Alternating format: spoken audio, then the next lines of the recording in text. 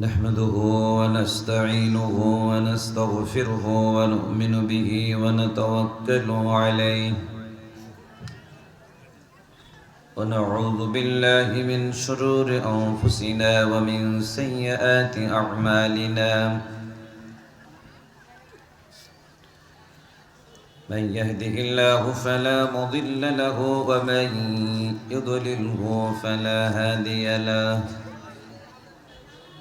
ونشهد أن لا إله إلا الله وحده لا شريك له ونشهد أن محمدا عبده ورسوله الذي أرسله بالحق بشيرا ونذيرا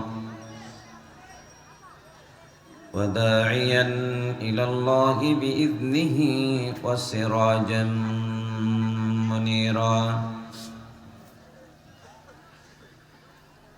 أما بعد فقد قال الله تعالى في كلامه المجيد وفرقانه الحميد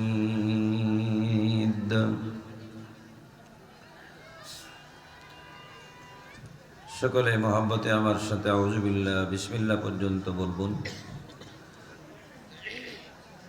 আউযু বিল্লাহি মিনাশ শাইতানির রাজীম।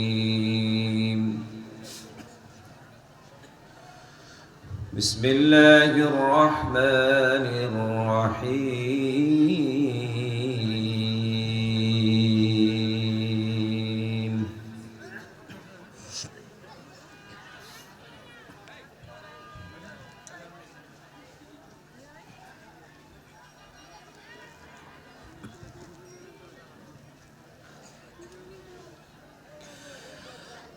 فلولا إذا بلغت الحلقوم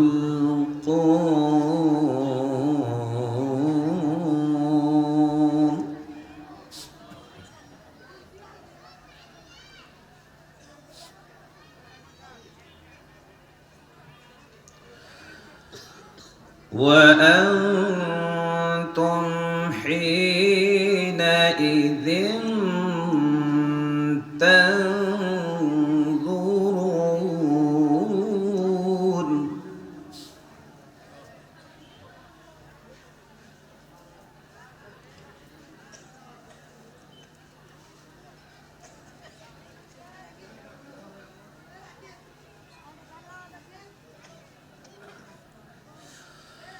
ونحن أقرب إليه منكم ولكن لا تبصرون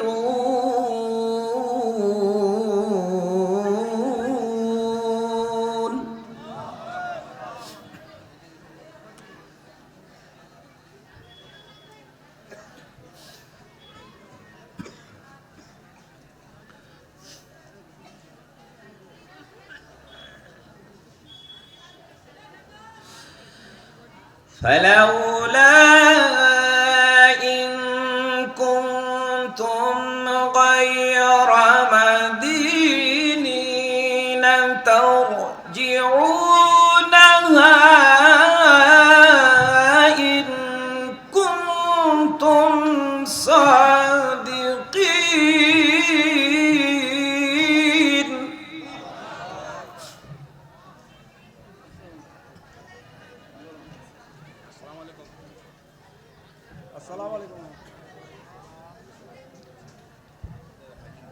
السلام عليكم. فأما إن كان من المقربين فروح وريحان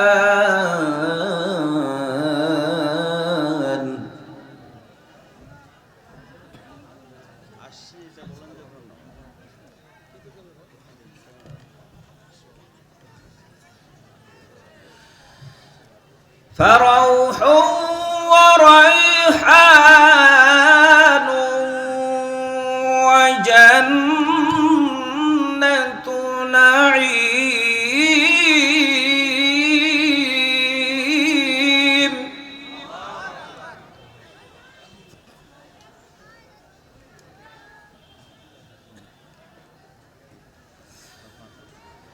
وأما إن كان من أصحاب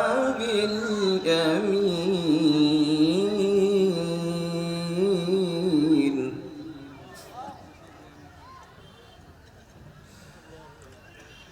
فسلام لك من أصحاب اليمين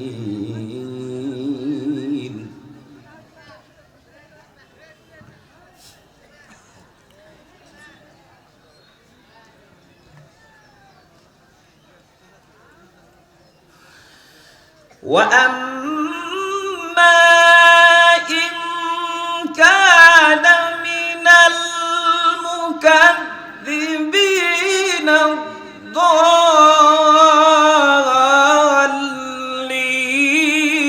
فنزل من حميم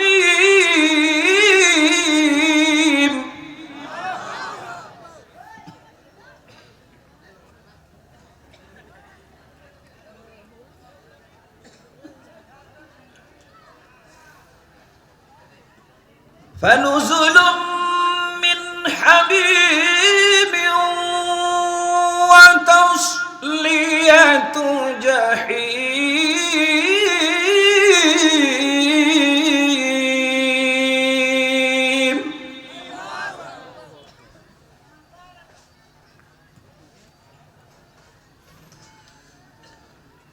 إن هذا لهو حق اليقين فسبح باسم ربك العظيم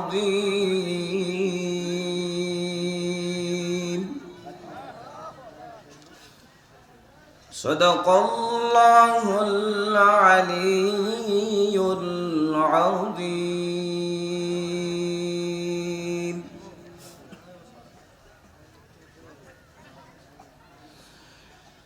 وقال الله تعالى في شأن حبيبه مخبرا وآمرا إن الله وملائكته يصلون على النبي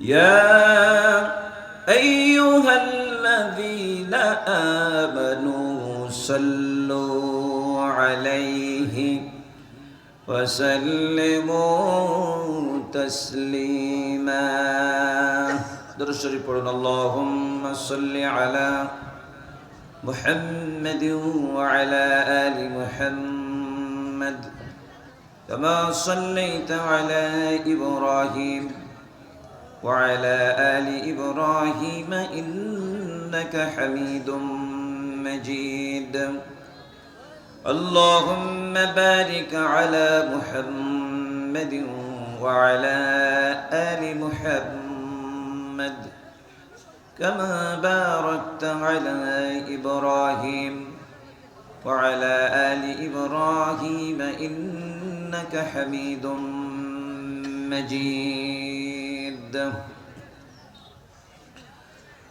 عن المقداد رضي الله تعالى عنه أن رسول الله صلى الله عليه وسلم قال لا يبقى على ظهر بيت مدر ولا وبر إلا أدخله الله كلمة الإسلام أو كما قال عليه الصلاة والسلام وقال رسول الله صلى الله عليه وسلم أكثروا ذكر هازم اللذات أي الموت أو كما قال عليه الصلاة والسلام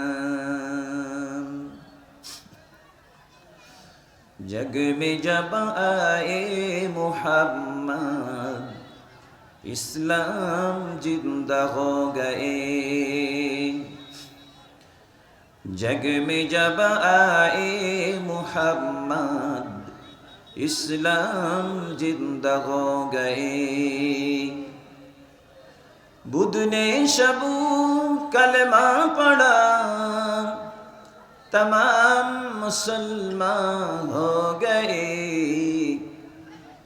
जग में जब आए मुहम्मद इस्लाम जिंदा हो गए ला इलाहा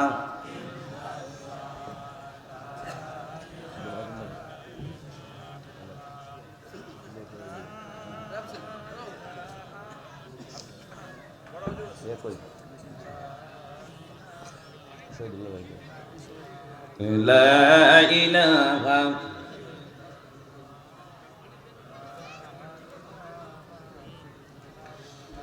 لا إله إلا الله محمد رسول الله صلى الله কত শত রাজার নীতি প্রজার নীতি দেখলাম দুঃখ শুধু দুঃখ ছাড়া আর কিছু না পেলাম তখন শুধু মনে পড়ে সোনার মদিনা রসূল আমার কাজে কর্মের অনুপ্রেরণা লা ইলাহা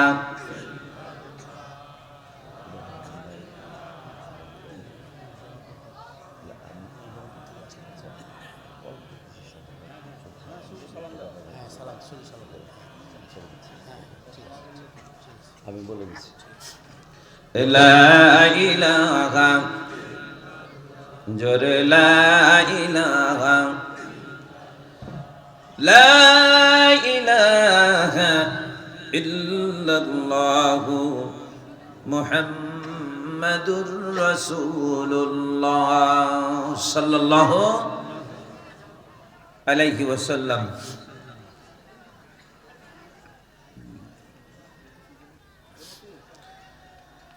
বনগাঁও হাট মেদিনী সাগর নুরানী হাফেজিয়া মাদ্রাসা লিল্লা বোর্ডিং ও ইয়াতিমখানা মাঠে অনুষ্ঠিত মাদ্রাসা কমিটি এবং এলাকাবাসী কর্তৃক আয়োজিত 29তম বার্ষিকী 2 দিনব্যাপী তাফসীরুল কোরআন মাহফিলের সমাপনী রজনীর শ্রদ্ধাভাজন সভাপতি জনাব আলহাজ মোহাম্মদ আব্দুল হামিদ আতালাল্লাহু উমরাহু ওয়া বারাকাল্লাহু ফি হায়াতি, সকলে বলেন আল্লাহুম্মা আমিন। সহসভাপতি জনাব আলহাজ মোহাম্মদ লুৎফুর রহমান, আল্লাহ ওনাদের নেক হায়াত দান করুন। আজকের মাহফিলের শ্রদ্ধাভাজন প্রধান অতিথি নন্দিত জননেতা ঠাকুরগাঁও জেলা বাংলাদেশ জামাত ইসলামীর সম্মানিত আমির, আমাদের রসূল সকল আম্বিয়াগণের সর্দার, পথহারা পথভোলা মানুষের জন্য আলোকবর্তিকা, জগৎবাসীর জন্য করুণার আধার, দয়ার মূর্ত প্রতীক, রাহমাতুল লিল আলামিন আহমদ মুজতবা মুহাম্মদ মুস্তাফা সাল্লাল্লাহু আলাইহি ওয়াসাল্লামের প্রতি আল্লাহুম্মা সাল্লি আলাইহি আল্লাহুম্মা বারিক আলাইহি। দিনী ভাইরা, আমরা আজকে আল কোরআনের এই মাহফিলে আল কোরআন থেকে আলোচনা শুনব ইনশাআল্লাহ। আমি যে অংশ তেলাওয়াত করেছি সূরা আল ওয়াকিয়ার 86 নম্বর আয়াত থেকে, ইনশাআল্লাহ ধারাবাহিকভাবে আমরা সেই অংশ থেকে আলোচনা করব ইনশাআল্লাহ। 83 নম্বর আয়াত থেকে 96 নম্বর আয়াত পর্যন্ত। তো যেহেতু আজকের প্রধান অতিথি অনেক দূর থেকে এসেছেন, রংপুরে ছিলেন উনি, আমাদের মাঝে উনি সবেমাত্র উপস্থিত হলেন আর আমরা আলোচনা শুরু করেও দিয়েছি। তারপরেও যেহেতু আগামী দিনের আপনাদের এলাকার কাণ্ডারি, দেশ এবং জাতি গঠনের আগামী দিনের রূপকার, এজন্য এলাকাবাসীরও দাবি, ওনারও অধিকার, সব মিলিয়ে খুবই সংক্ষেপে দুই একটি কথা আমার ভাই বলবেন সালাম দিয়ে, এরপরে আমরা আমাদের আলোচনা কন্টিনিউ করব। কি বলেন? রাগ করবেন না তো? মন খারাপ করবেন না তো? ইনশাআল্লাহ। আমরা এখন ফ্লোর দিচ্ছি আজকের প্রধান অতিথি, নন্দিত এই জননেতা জনাব ভাই আব্দুল হাকিম হাফিজাহুল্লাহ। যেই দিন বাংলাদেশ থেকে জুলুম নির্যাতন দূর হবে এবং মাজলুমানের আর্তনাদ, মাজলুমানের ফরিয়াদ আল্লাহর দরবারে কবুল হবে, যেদিন মানুষ তার অধিকার পাবে, মা বোন তার ইজ্জতের গ্যারান্টি পাবে, শ্রমিক তার মজুরি পাবে, মানুষ তার অধিকার পাবে, ইনসাফ এবং ন্যায়ের সমাজ এবং রাষ্ট্র প্রতিষ্ঠিত হবে, সেই দিন সত্যিকার অর্থেই মানবতা মুক্তি পাবে, আমার দেশ স্বাধীন হবে। কতক্ষণ ঠিক কিনা? আমরা সেই দিনের অপেক্ষায় থাকলাম। আজকের প্রধান অতিথিকে মোবারকবাদ, আল্লাহ ওনাকে কোরআন দিয়ে সম্মানিত করুন, আমিন। দিনী ভাইরা, তা আমরা সরাসরি আলোচনায় যাব। পড়ুন আমার সাথে। আউযু বিল্লাহি মিনাশ শাইতানির রাজীম। বিসমিল্লাহির রাহমানির রাহিম। ফালাউলা ইযা বালাগাতিল হুলকুম ওয়া আনতুম হিনাইযিন তানজুরুন ওয়া নাহনু আকরাবু ইলাইহি মিনকুম ওয়ালাকিন লা তুবসিরুন। ফালাউলা ইন কুনতুম গায়রা মাদিনিন তারজিউনাহা ইন কুনতুম সাদিকিন। দিনী ভাইরা আমার, আমরা ভূমিকায় লম্বা করব না, সময় খুবই কম, যথাসময়ে আমাদের প্রোগ্রাম শেষ করতে হবে ইনশাআল্লাহ। এজন্য ভূমিকা দিয়ে লম্বা না করে আমরা সরাসরি আল্লাহর কোরআন থেকে আলোচনা করব। কি বলেন? কোরআনের তাফসীর কোরআন দিয়ে হবে। মন খারাপ হবে না তো? মন খারাপ হবে না? কারণ কোরআন দিয়ে কথা বললে সত্য হয় না মিথ্যা হয়? আল কোরআনের বক্তব্যই সত্য। কারণ আল্লাহ নিজে বলছেন যে আল হাক্কু মির রব্বিক, হক এই সত্য কিতাব নাজিল হয়েছে তোমার রবের পক্ষ থেকে। সুবহানাল্লাহ বলেন। এজন্য রাসূলুল্লাহ সাল্লাল্লাহু আলাইহি ওয়াসাল্লাম বললেন, মান ক্বালা বিহি সাদাকা, কেউ যদি কোরআন দিয়ে কথা বলে তাহলে সাদাকা, সে সত্য বলবে। ওয়া মান হাকামা বিহি আদালা, কেউ যদি কোরআন দিয়ে হুকুম জারি করে, সিদ্ধান্ত দেয়, তাহলে ইনসাফ কায়েম হবে। ওয়া মান আমিলা বিহি উজরা, আর কেউ যদি কোরআনের নির্দেশনার আলোকে যদি আমল করে তাহলে সে পুরস্কৃত হবে। ওয়া মান দাআ বিহি হুদিয়া ইলা সিরাতিন মুস্তাকিম, কোরআন দিয়ে যদি কেউ আহ্বান জানায়, কোরআনের দিকে ডাকে, তাহলে হুদিয়া ইলা সিরাতিন মুস্তাকিম, তাহলে সঠিক পথ দেখানো হবে। সুবহানাল্লাহ বলে। এজন্য কোরআনের রাস্তাই সঠিক রাস্তা, এটি হক, এটি সত্য। এই জন্য আল্লাহ রাব্বুল আলামিন বললেন, ইন্না আরসালনাকা বিল হাক্কি বাশীরান ওয়া নাযীরা। হে রাসূল, আমি আপনাকে হক সহ নাজিল করেছি, হক সহ প্রেরণ করেছি। এখানে হক মানে আল কোরআন।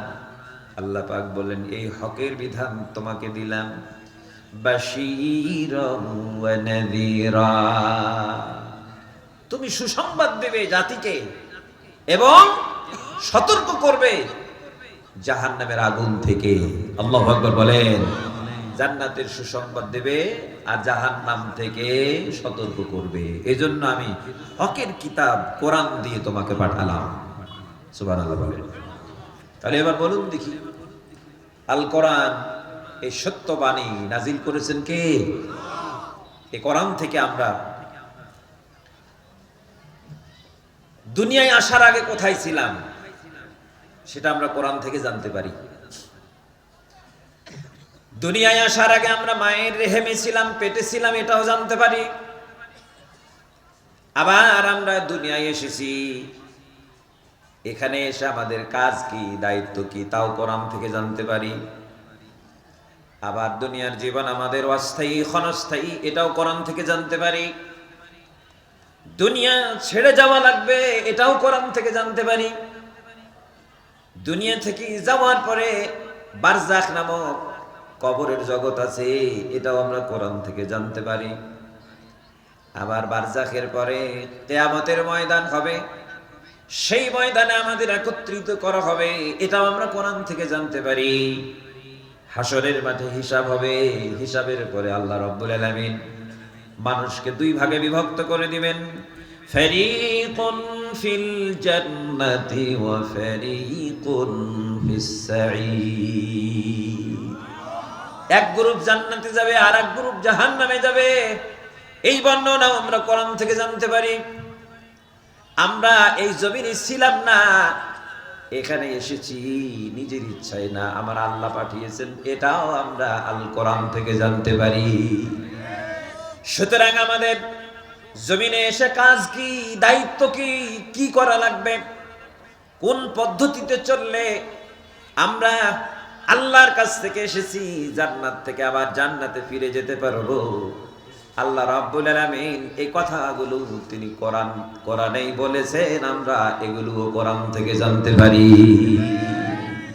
কি ঠিক না ঠিক? সুতরাং আমরা আল কোরআনের এই তাফসীর মাহফিলে বসে আজকে কোরআন থেকে কিছু আলোচনা শুনে সিদ্ধান্ত নিব ইনশাআল্লাহ। আল্লাহ যেন আমাদের হেদায়েত নসিব করেন। বলুন তো আমিন। জোরে বলুন আমিন। ভাইরা আমার, পার্থিব জগতের এই যে ক্ষণস্থায়ী সফর খুবই সংক্ষিপ্ত, আখিরাতের তুলনায় একদম নগণ্য। আখিরাতের তুলনায় নগণ্য কি? এই যে আমরা যারা এখানে বসা আছি, আমরা কিন্তু একদিন থাকবো না, এই জমিন ছেড়ে চলে যেতে হবে, হবে না ভাই? আচ্ছা ভাইরা আমার, যেদিন আমরা জমিন ছেড়ে চলে যাব, আল্লাহ রাব্বুল আলামিন মানুষগুলোকে হাসরের মাঠে উঠাবেন। নবীজি বললেন, ইউহশারুন নাসু ইয়াওমাল কিয়ামাতি হুফাতান উরাতান গুরলান।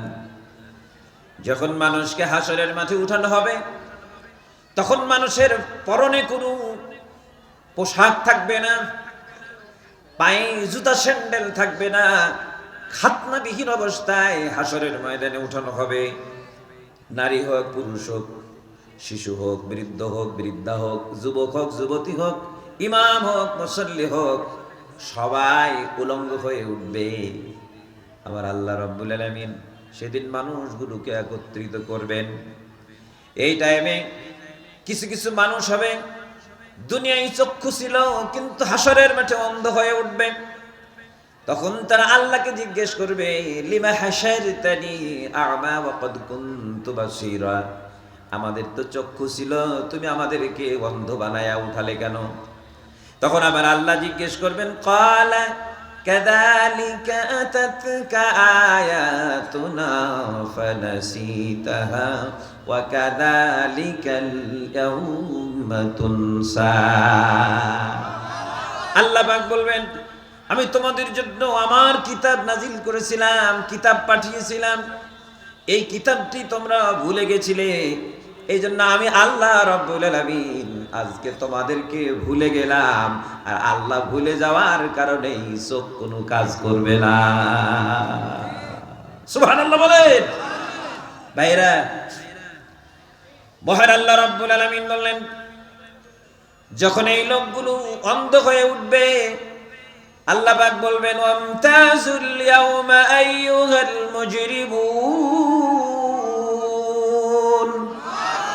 তোমরা আলাদা হও, ওই সাইডে আলাদা থাকো, ইমানদারদের সাথে আজকে থাকা যাবে না, আলাদা হও।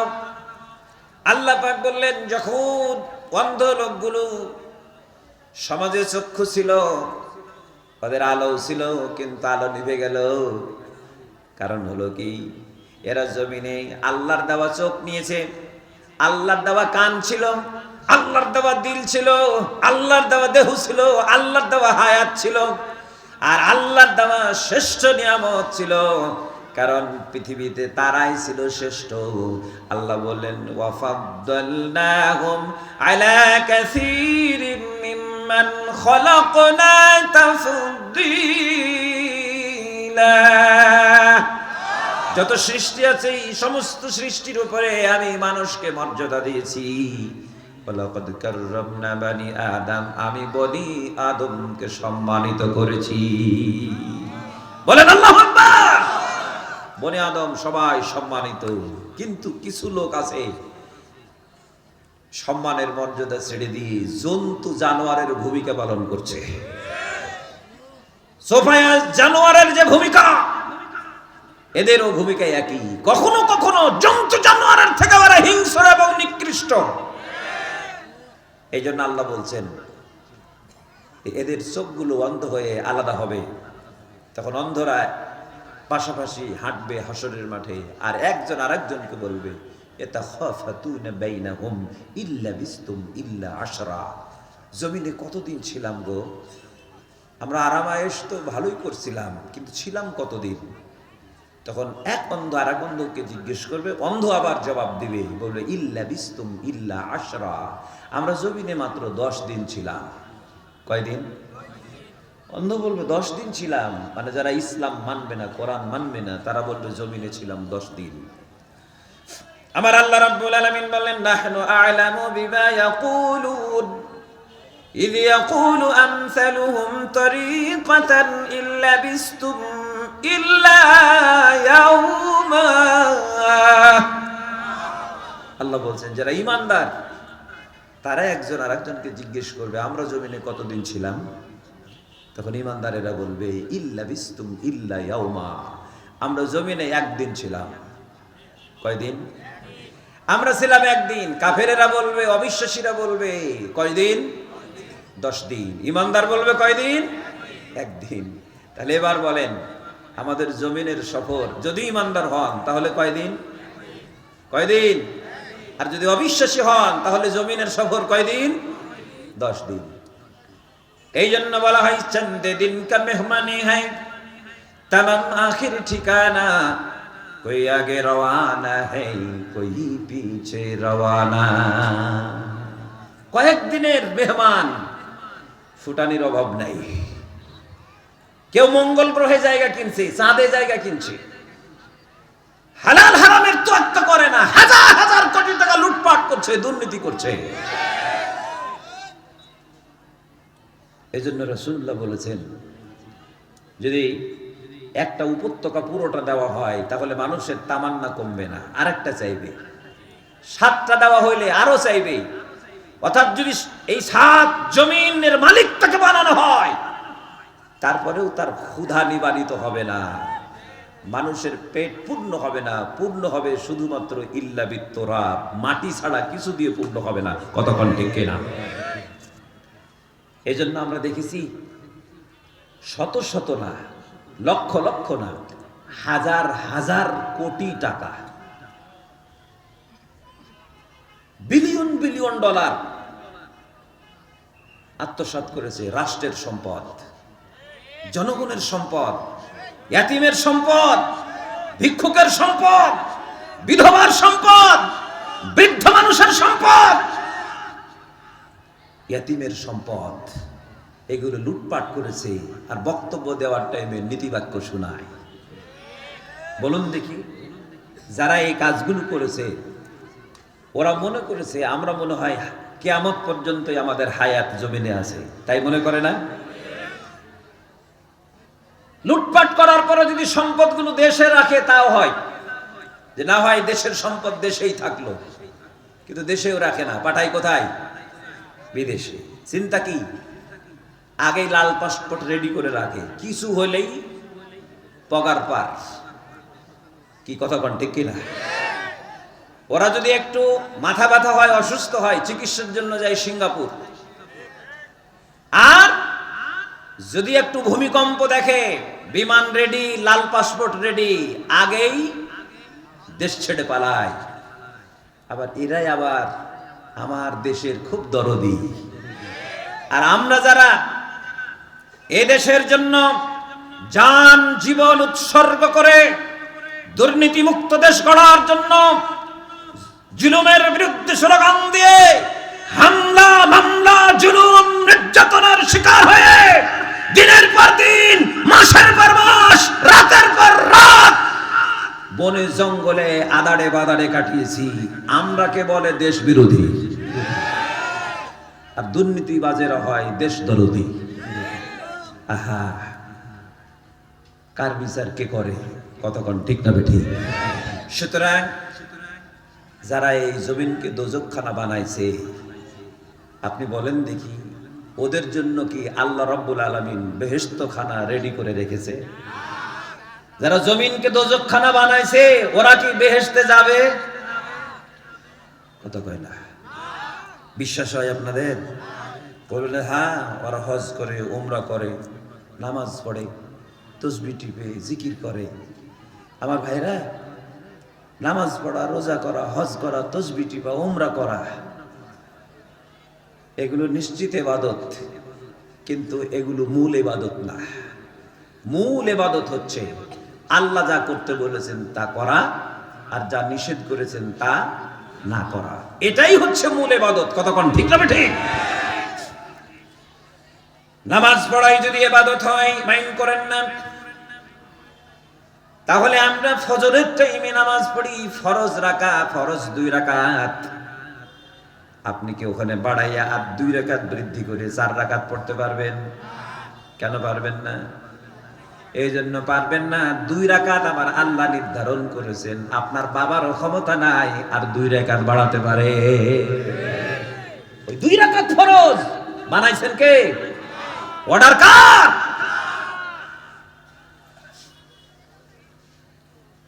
ইমাম সাহেব যখন সুললিত কণ্ঠে তেলাওয়াত করে, তখন হাজী সাহেব, মুরব্বিয়ান যারা 5 ওয়াক্ত নামাজে যান, তেলাওয়াত যদি সুন্দর হয় ওনারা বলেন, হুজুর আপনি তেলাওয়াত করেন, কলিজাটা ঠান্ডা হয়ে যায়, আরেকটু বড় করে ফজরের তেলাওয়াত করা যায় না? হুজুর আরেকটু তেলাওয়াত করা যায় না? কি ঠিক না বেটি? 2 রাকাত নামাজ লম্বা কেরাত দিয়ে বিশ্বনবী পড়েছেন, এখনো শুনতে মন চায়। আহারে, কিন্তু আপনি 2 রাকাত নামাজ কেরাত লম্বা করতে পারবেন, 4 রাকাত বানাতে পারবেন না। যোহরের নামাজ অনেক ব্যস্ত মানুষ, আপনি 4 রাকাতকে 2 রাকাত করতে পারবেন না। আসরের নামাজের সময় ব্যবসা বাণিজ্য, দোকান খুলেছেন সবে মাত্র, আপনি যদি মনে করেন আমি 2 রাকাত কমাই দিব, হবে না। মাগরিবের টাইমে বিজোড় নামাজ, 3 রাকাত ফরজ নামাজ, আপনি 1 রাকাত কমাইয়া 2 রাকাত অথবা 1 রাকাত বাড়াইয়া দিয়ে 4 রাকাত বানাতে পারবেন না। হুকুম কার? জোরে বলেন কার? এটাই ইবাদত। এটার নাম কি? ইবাদত। দিনী ভাইরা আমার, এই জন্য আল্লাহ রাব্বুল আলামিন বলেন, কুনতুম খায়রা উম্মাতিন উখরিজাত লিন-নাসি তা'মুরুনা বিল মা'রুফ ওয়া তানহাউনা 'আনিল মুনকার ওয়া তু'মিনুনা বিল্লাহ।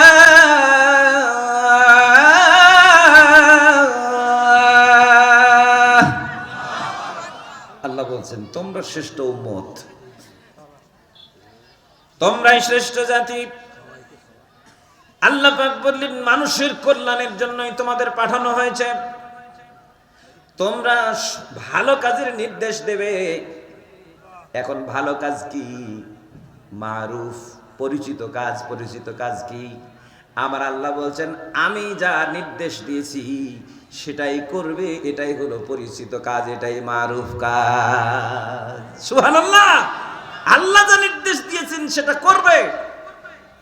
ওয়া তানহাউনা আনিল মুনকার, আর যেটা অপছন্দনীয় মন্দ কাজ, এটা তোমরা নিজেরা বিরত থাকবে এবং বাধা দেবে, কারণ এটা নিষেধ করা হয়েছে, নিষেধাজ্ঞা দেওয়া হয়েছে। আমার আল্লাহ বললেন এটা করাও যাবে না, করতে দেওয়াও যাবে। আতুমিনুনা বিল্লাহ, আল্লাহর প্রতি ঈমান আনবে। আল্লাহু আকবার বলে।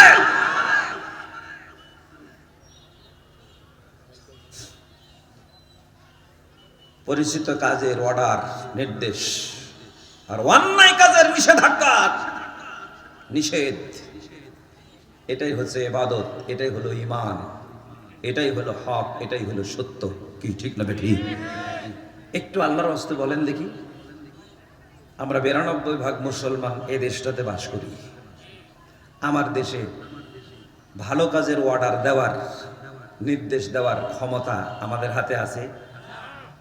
খারাপ কাজে বাধা দেওয়া, রাসূল যেভাবে বলেছেন সেভাবে ওই ক্ষমতা, ওই পাওয়ার আমাদের হাতে আছে? নাই। তাফসীর মাহফিলও হচ্ছে, পাশে গান বাজনাও হচ্ছে। আপনি ওই গান বাজনা বন্ধ করে দিতে পারবেন? পারবেন না, কারণ রাষ্ট্রীয়ভাবে নিষেধাজ্ঞা নাই। রাষ্ট্রীয়ভাবে 17 বছর আমরা দেখেছি মাহফিলে নিষেধাজ্ঞা ছিল, গান বাজনাতে নিষেধাজ্ঞা ছিল না। মাহফিল করলে অনুমতি নিতে হয়, একবার নেতার কাছে, একবার চামচার কাছে, একবার ডিসির কাছে, আর একবার এসপির কাছে, আর একবার থানার ওসির কাছে। মনে হচ্ছে যেন মুসলমানের এই দেশে আমরা হইলাম ঘর জামাই আর ওরা হলো মালিক। কতক্ষণ ঠিক কিনা?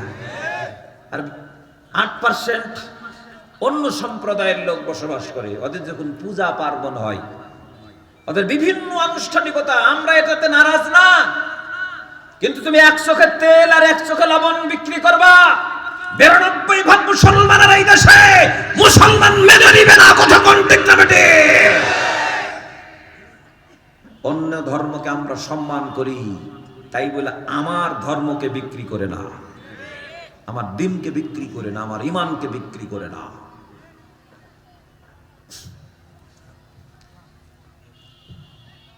আমরা পরিপূর্ণ কোরআন মানতে পারি না, কিন্তু পরিপূর্ণ কোরআনকে সম্মান করি। কি? কোরআনের একটা আয়াতকে কেউ যদি অবজ্ঞা করে, ব্যঙ্গ করে, একজন মুসলমান জীবিত থাকা পর্যন্ত মেনে নেবে না, যার খেসারত তোমাদেরকে দিতে হয়েছে। এদেশে 2টা কাজ অন্যায় করেছো। অন্যায়ভাবে ইসলামী আন্দোলনের নেতৃবৃন্দকে এবং আলেম ওলামাকে শহীদ করেছো।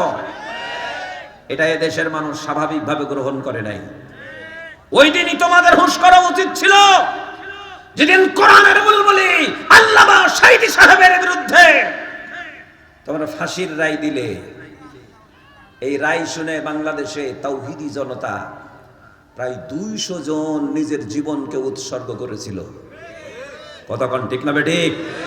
সেদিনই তোমাদের বোঝা উচিত ছিল যে বাংলাদেশের জনগণ আমাদের কার্যকলাপ পছন্দ করে,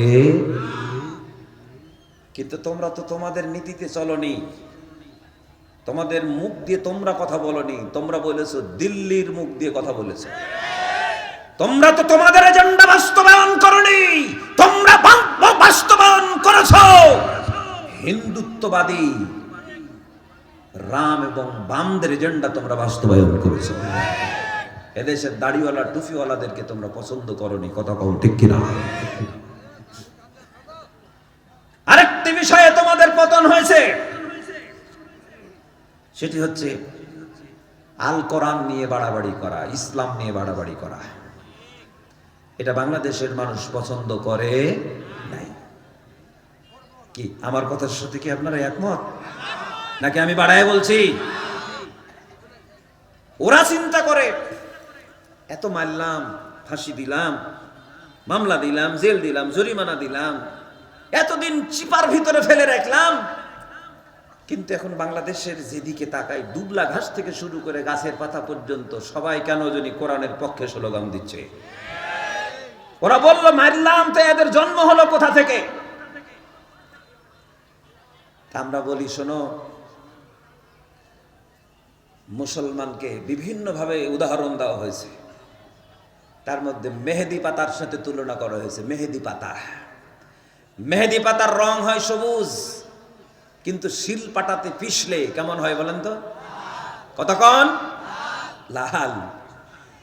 আল্লাহ বলছেন আহাসিবান নাসু আন ইউতরাকু আন ইয়াকুলু আমান্না ওয়া হুম লা ইফতানুন।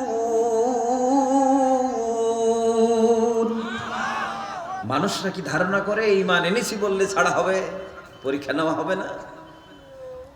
এই জন্য আল্লাহ বললেন ওয়ালানাবলুওয়ান্নাকুম বিশাইইন মিনাল খাউফি ওয়াল জু'i ওয়া নাকসিম মিনাল আমওয়ালি ওয়াল আনফুসি ওয়াস সামারাত ওয়া বাশশিরিস সাবিরিন।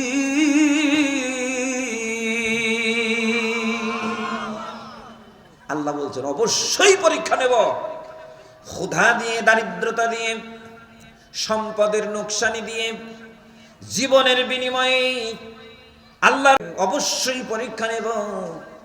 এই পরীক্ষাতে যে পাশ করবে, সবুর করবে, আল্লাহ বললেন ওই লোকটিকেই তুমি সুসংবাদ শুনাইয়া দাও। অবশ্যই সাবিরিন, ধৈর্যশীলকে সুসংবাদ শোনাও। সুবহানাল্লাহ বলেন। আমার ভাইয়েরা, আমার আল্লাহর পরীক্ষা বাস্তবায়িত হয়েছে। অনেক ইমানদার সন্তান হারাইছে, ভেঙে পড়ে নাই। ব্যবসা চলে গেছে, ভেঙে পড়ে নাই। চাকরি চলে গেছে, ভেঙে পড়ে নাই। হাত হারিয়েছে, পঙ্গু হয়েছে, ভেঙে পড়ে নাই। নিজের চোখের সামনে বাপকে শহীদ করেছে, ভেঙে পড়ে নাই। পরিবার তছনছ হয়েছে, ভেঙে পড়ে নাই। গুম করা হয়েছে, ভেঙে পড়ে নাই। আয়না ঘরে রাখা হয়েছে, ভেঙে পড়ে নাই। কারণ তারা এটাকে ঈমানের পরীক্ষা মনে করেছে। চূড়ান্ত পরীক্ষায় যারা পাশ করেছে, আমার আল্লাহ রাব্বুল আলামিন তাদেরকে পুরস্কৃত করার ওয়াদা করেছেন। এই জন্য ওরা বুঝতে পারে নাই, মেঘে মেঘে অনেক বেলা হয়ে গেছে।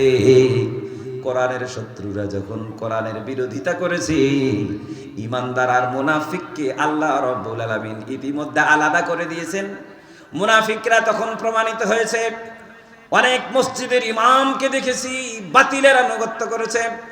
অনেক মাদ্রাসার মুহতামিম প্রিন্সিপালকে দেখেছি তাগুতের আনুগত্য করেছে। অনেক খতিবকে দেখেছি তাগুতের আনুগত্য করেছে, লেজুর বৃত্তি করেছে, চামচা বৃত্তি করেছে। যার কারণে জালেমের পতনের সাথে সাথে মসজিদের খতিবও পালাইছে।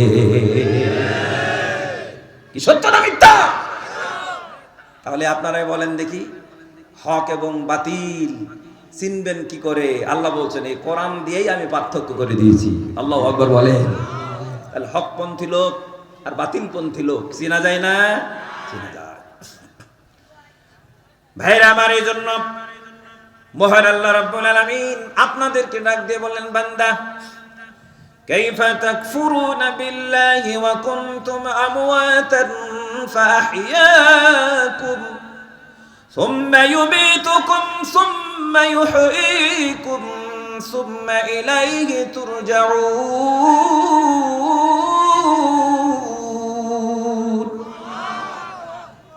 আপনাদের কষ্ট হচ্ছে কি? মন খারাপ হচ্ছে না তো? কোরআন দিয়ে আমি কথা বলবো, খুব বেশি সময় নেব না, উঠাউঠি করা যাবে না, একদম শেষ পর্যন্ত মোনাজাত দিয়ে যাবো। কি বলেন ইনশাআল্লাহ? একটু হাত তুলে দেখান তো আল্লাহকে, আমরা রাজি আছি না? ইনশাআল্লাহ। লিল্লাহি তাকবীর। আল কোরআনের আলো। সবার আওয়াজ একরকম হবে। এখন কোরআন সংসদে যাবে। কোথায় যাবে? হ্যাঁ, দুই হাত তোলেন, দুই হাত তোলেন, একদম ক্যামেরা বন্দী হয়ে যাক, একদম খাড়া করে তুলেন। আল কোরআনের আলো, কোরআন সুন্নাহ যেখানে, নাস্তিকেরা যেখানে। ইনশাআল্লাহ বলেন, জোরে বলেন ইনশাআল্লাহ। হাত নামান। দিনী ভাইরা আমার, আল্লাহ পাক পরীক্ষা নিয়েছেন, তবে পরীক্ষা নেওয়া শেষ হয়ে গেছে না এখনো চলছে? আরো পরীক্ষা দিতে হবে। এক লোক দোয়া করছে যে আল্লাহ 16 বছর হয়ে গেল দাম্পত্য জীবন, একটা বাচ্চা হলো না। আল্লাহ, বউ দোয়া করে, স্বামীও দোয়া করে, শ্বশুর বাড়ির লোকও করে, বাপের বাড়ির লোকও দোয়া করে। পীর সাহেবের কাছে মান্নত দিয়ে দোয়া করে, মাহফিলে টাকা দিয়ে দোয়া করে, মানে দোয়া চাই, আল্লাহ একটা বাচ্চা দাও, আল্লাহ একটা বাচ্চা দাও। 16 বছর পর বাচ্চা হয়েছে। কয় বছর পর দিলেন কে? 16 বছর সবুর। আল্লাহু আকবার। বাচ্চা আসার পরে বাচ্চার বয়স যখন 6 বছর, খুব আনন্দ, খুব খুশি। কিন্তু আল্লাহ পাক আবার পরীক্ষাতে ফেলে দিলেন। 6 বছরের বয়সের বাচ্চাটা অ্যাক্সিডেন্ট করে মারা গেল। এখন মারা যাওয়ার পরে বলেন আবার কি করবে? আবার অস্থির হয়ে গেল, আবার ভেঙ্গে তছনছ হয়ে যাচ্ছে। আমার আল্লাহ পাক বললেন, আগেও সবুর করেছো, পরেও তোমাকে সবুর করা লাগবে। এই জন্য আল্লাহ বলছেন, ইন্নাল্লাহা মা'আস সাবিরিন। আল্লাহু আকবার। আমাদের ধৈর্য এখনো পরীক্ষা দিতে হবে। অতীতও হয়েছে, আগামী দিনেও হবে। কারণ 24-এর স্বাধীনতাই মূল স্বাধীনতা না। 24-এর বিজয় চূড়ান্ত বিজয় না। আমরা এখনো জিহাদের ময়দানে আছি, এখনো লড়াই অব্যাহত আছে। এক তাগুতের পতন হয়েছে, নতুন তাগুতের আমদানি হয়েছে। কতক্ষণ ঠিক না বেটে? আমরা আবারও সামসাগিরির চূড়ান্ত পর্যায়ে লক্ষ্য করছি। কে কত দাদাদেরকে খুশি করতে পারে। দাদা ধুতি পরে, এজন্য কেউ ধুতি পরে খুশি করছে। দাদা কোন বাক্য শুনতে পছন্দ করে, ওই বাক্যেই কথা বলছে। কথা কোন ঠিক কিনা? মনে রাখতে হবে এটা শাহজালালের পুণ্যভূমি। মনে রাখতে হবে এটা শাহ মাকদুমের দেশ। মনে রাখতে হবে আলেম ওলামার দেশ। মনে রাখতে হবে মসজিদের দেশ। মনে রাখতে হবে মাদ্রাসার দেশ। মনে রাখতে হবে দাড়িওয়ালা, টুপিওয়ালা, হেজাবলি নারীদের দেশ। একজন আবু সাঈদ জিন্দা থাকা পর্যন্ত, একজন আলী রাইহান মুগ্ধ জিন্দা থাকা পর্যন্ত কোন তাগুতের কাছে বাংলাদেশের 1 ইঞ্চি জমিন ইজারা দেওয়া হবে না। কতক্ষণ ঠিক না বেটে? সুতরাং মন খারাপের কোনো কারণ নেই। আমাদের জিহাদ চলছেই, চলবেই। সেদিন আমরা ঘুমাবো যেদিন আমাদের চূড়ান্ত বিজয় হবে। কোন দিন? যেদিন আল্লাহর জমিনে আল্লাহর দিন কায়েম হবে। যেদিন আমার দেশের শাসন ব্যবস্থায় কোরআনের পক্ষের লোকগুলো কোরআনের পক্ষে কথা বলবে। যেদিন দেশের আপামর তৌহিদি জনতা তাদের ন্যায্য অধিকার এবং সম্মান কোরআন দিয়েই পাবে। সুবহানাল্লাহ বলে। সেদিন আমাদের ঘুম। কতক্ষণ ঠিক কিনা? এর আগ পর্যন্ত আমাদের জিহাদ চলছেই, চলবেই। নাসরুম মিনাল্লাহি ওয়া ফাতহুন করিম। আল্লাহ রাব্বুল আলামিন বলেন, ক্ষণস্থায়ী জীবনের সংক্ষিপ্ত সফর শেষ হয়ে যাবে। আমাদের দুনিয়ার জীবনটাই মূল না, এটা একটা ওয়েটিং প্লেস বলা যেতে পারে। আমাদের মূল টার্গেট, মূল জীবন আখিরাত। কারণ আমরা এখানে আখিরাতের জন্য আল্লাহর সন্তুষ্টির উপরে আমল করব। আমাদের মূল বাড়ি আখিরাত। আর যারা দুনিয়াকে মূল বাড়ি বানায়ছে, আখিরাতে জিরো পাবে, ঘোড়ার ডিম। কতক্ষণ ঠিক কিনা? আর আমরা পাবো আল্লাহ রাব্বুল আলামিন আমাদের মূল জীবন দিবেন, আখিরাতের জীবন। এই জন্য মহান আল্লাহ পাক বললেন, ফালাউলা ইযা বালাগাতিল হুলকুম।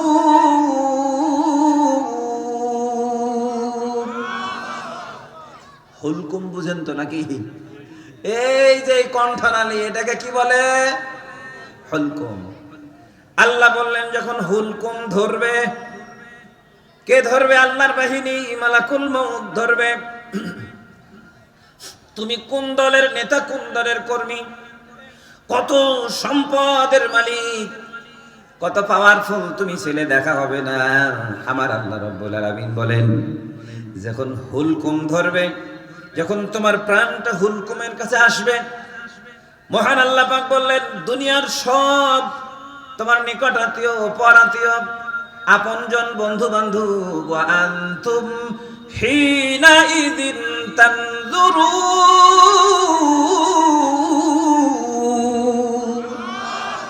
আল্লাহ বলছেন সবাই সেই দিন তোমরা দাঁড়িয়ে দাঁড়িয়ে দেখবে। আজরাইল কণ্ঠনালী চেপে ধরবে, আর আশেপাশে যারা আছে সবাই কি করবে? দাঁড়িয়ে দাঁড়িয়ে দেখবে।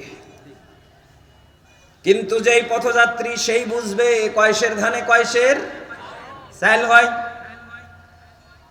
কারণ নবীজি বললেন যখন মানুষের কণ্ঠনালী আজরাইল চেপে ধরবে তখন তার চোখের সামনে আখিরাতের বাড়ি হাজির করা হবে।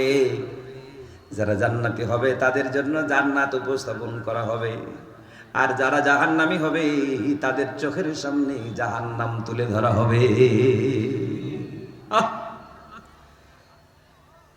এই জন্য যখন মানুষ প্রাণবায়ু বের হয়, যদি সেই লোকটা যদি বেঈমান হয়, কোরআন বিরোধী হয়, আল্লাহ বিরোধী হয়, ইসলাম বিরোধী হয়, আল্লাহ রাব্বুল আলামিন বলেন ওয়াজাআত সাকরাতুল মাউতি বিল হক যালিকা মা কুনতা মিনহু তাহিদ।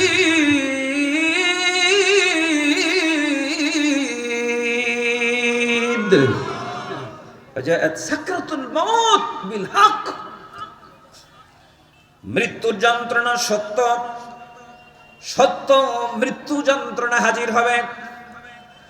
তখন স্ত্রী মৃত্যু পথযাত্রী স্বামীর শিউরে দাঁড়ায় বলবে কালেমা পড়ো, কালেমা। ছেলে বলবে আব্বা কালেমা পড়ো, মেয়ে বলবে আব্বা কালেমা পড়ো, বন্ধু বান্ধব বলবে কালেমা পড়ো, ইমানের সাথে যাও। কিন্তু ভাইরা আমার, যখন আজরাইল চোখের সামনে এসে হাজির হয় আর বাসস্থান যখন দেখানো হয়, তখন পৃথিবীর কোনো কাণ্ড জ্ঞান, হিতাহিত জ্ঞান তার থাকে না। কোন ব্যাংকে কত টাকা আছে মনে থাকে না, কোন জায়গায় কত একর জমি আছে মনে থাকে না, সুন্দরী স্ত্রীর কথা মনে থাকে না, কলিজার টুকরা সন্তানের কথা মনে থাকে না। কারণ সে তার চোখের সামনে তখন জাহান্নামের আগুন দেখছে, অস্থির হয়ে যায়। এই জন্য নবীজি বললেন মানুষ মারা যাওয়ার টাইমে কখনো বলো না কালেমা পড়ো, এটা বলা যাবে না। আপনারা বলেন না কালেমা পড়েন? নো। রাসূল বললেন লাকিনু কালিমাতাইন, লাকিনু শাহাদাতাইন। লাকিনু মানে তালকিন দাও। তালকিন মানে কি? মৃত্যু পথযাত্রী ব্যক্তির সামনে ছেলে হোক, মেয়ে হোক, পুরুষ হোক, নারী হোক, আপনারা জোরে জোরে কালেমা তেলাওয়াত করবেন, লা ইলাহা ইল্লাল্লাহু মুহাম্মাদুর রাসূলুল্লাহ, অথবা আশহাদু আল্লা ইলাহা ইল্লাল্লাহু ওয়াহদাহু লা শারীকা লাহু ওয়া আশহাদু আন্না মুহাম্মাদান আবদুহু ওয়া রাসূলুহু। আল্লাহু আকবার বলেন। এই কালেমা আপনারা জোরে জোরে তেলাওয়াত করবেন। নবীজি বললেন তার হুঁশটা যদি ওই দিক থেকে ডাইভার্ট হয়ে এদিকে আসে, ইমানের কালেমা যদি তার কানে পৌঁছে, সে তোমার বাক্যের সাথে বাক্য উচ্চারণ করে ঠোঁটের ঠোঁটে ঠোঁট মিলাইয়া সেও কালেমা পড়বে। আর যার মৌত হবে ইমানের উপরে, কালেমার উপরে, আল্লাহর রাসূল বললেন সেই লোকটা জান্নাতে যাবে। আল্লাহু আকবার বলেন। দিনী ভাইরা আমার, কিন্তু মজার ব্যাপার হলো, মজার বিষয় হলো, মহান আল্লাহ রাব্বুল আলামিন বললেন দুনিয়ার সব মানুষ তোমার পাশে দাঁড়াইয়া শুধু দেখে, কিছুই করতে পারে।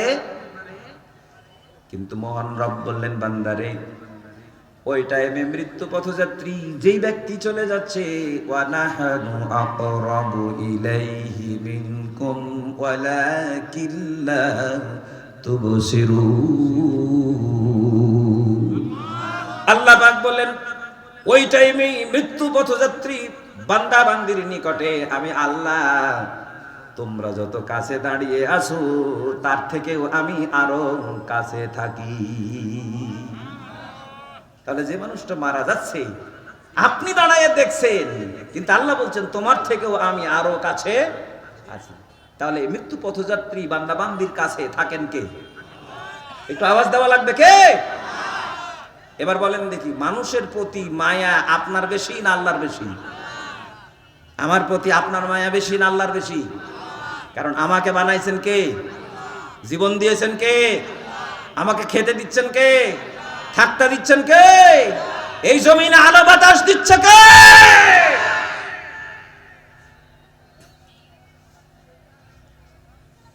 আর আমাদের গ্রাম্য ভাষায় প্রবাদ আছে যে স্বামীর ভাত খাও আর বন্ধুর গীত গাও। কি ঠিক না বেটি? ভাত খাই কার আর গীত গাই কার? এই জমিন তোমার বাবার নামে ইজারাদারি দেওয়া নাই। তোমার জন্ম থেকে মৃত্যু পর্যন্ত প্রত্যেকটি জায়গাতে আমার আল্লাহ তোমাকে তিলে তিলে নিয়ন্ত্রণ করে বড় করেছে। কত কও ঠিক না বেটি?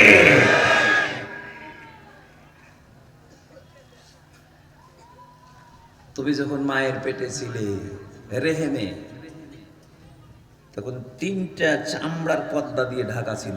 কয়টা পর্দা ভাই? 3টে পর্দা দিয়ে ঢাকা ছিল, অন্ধকার।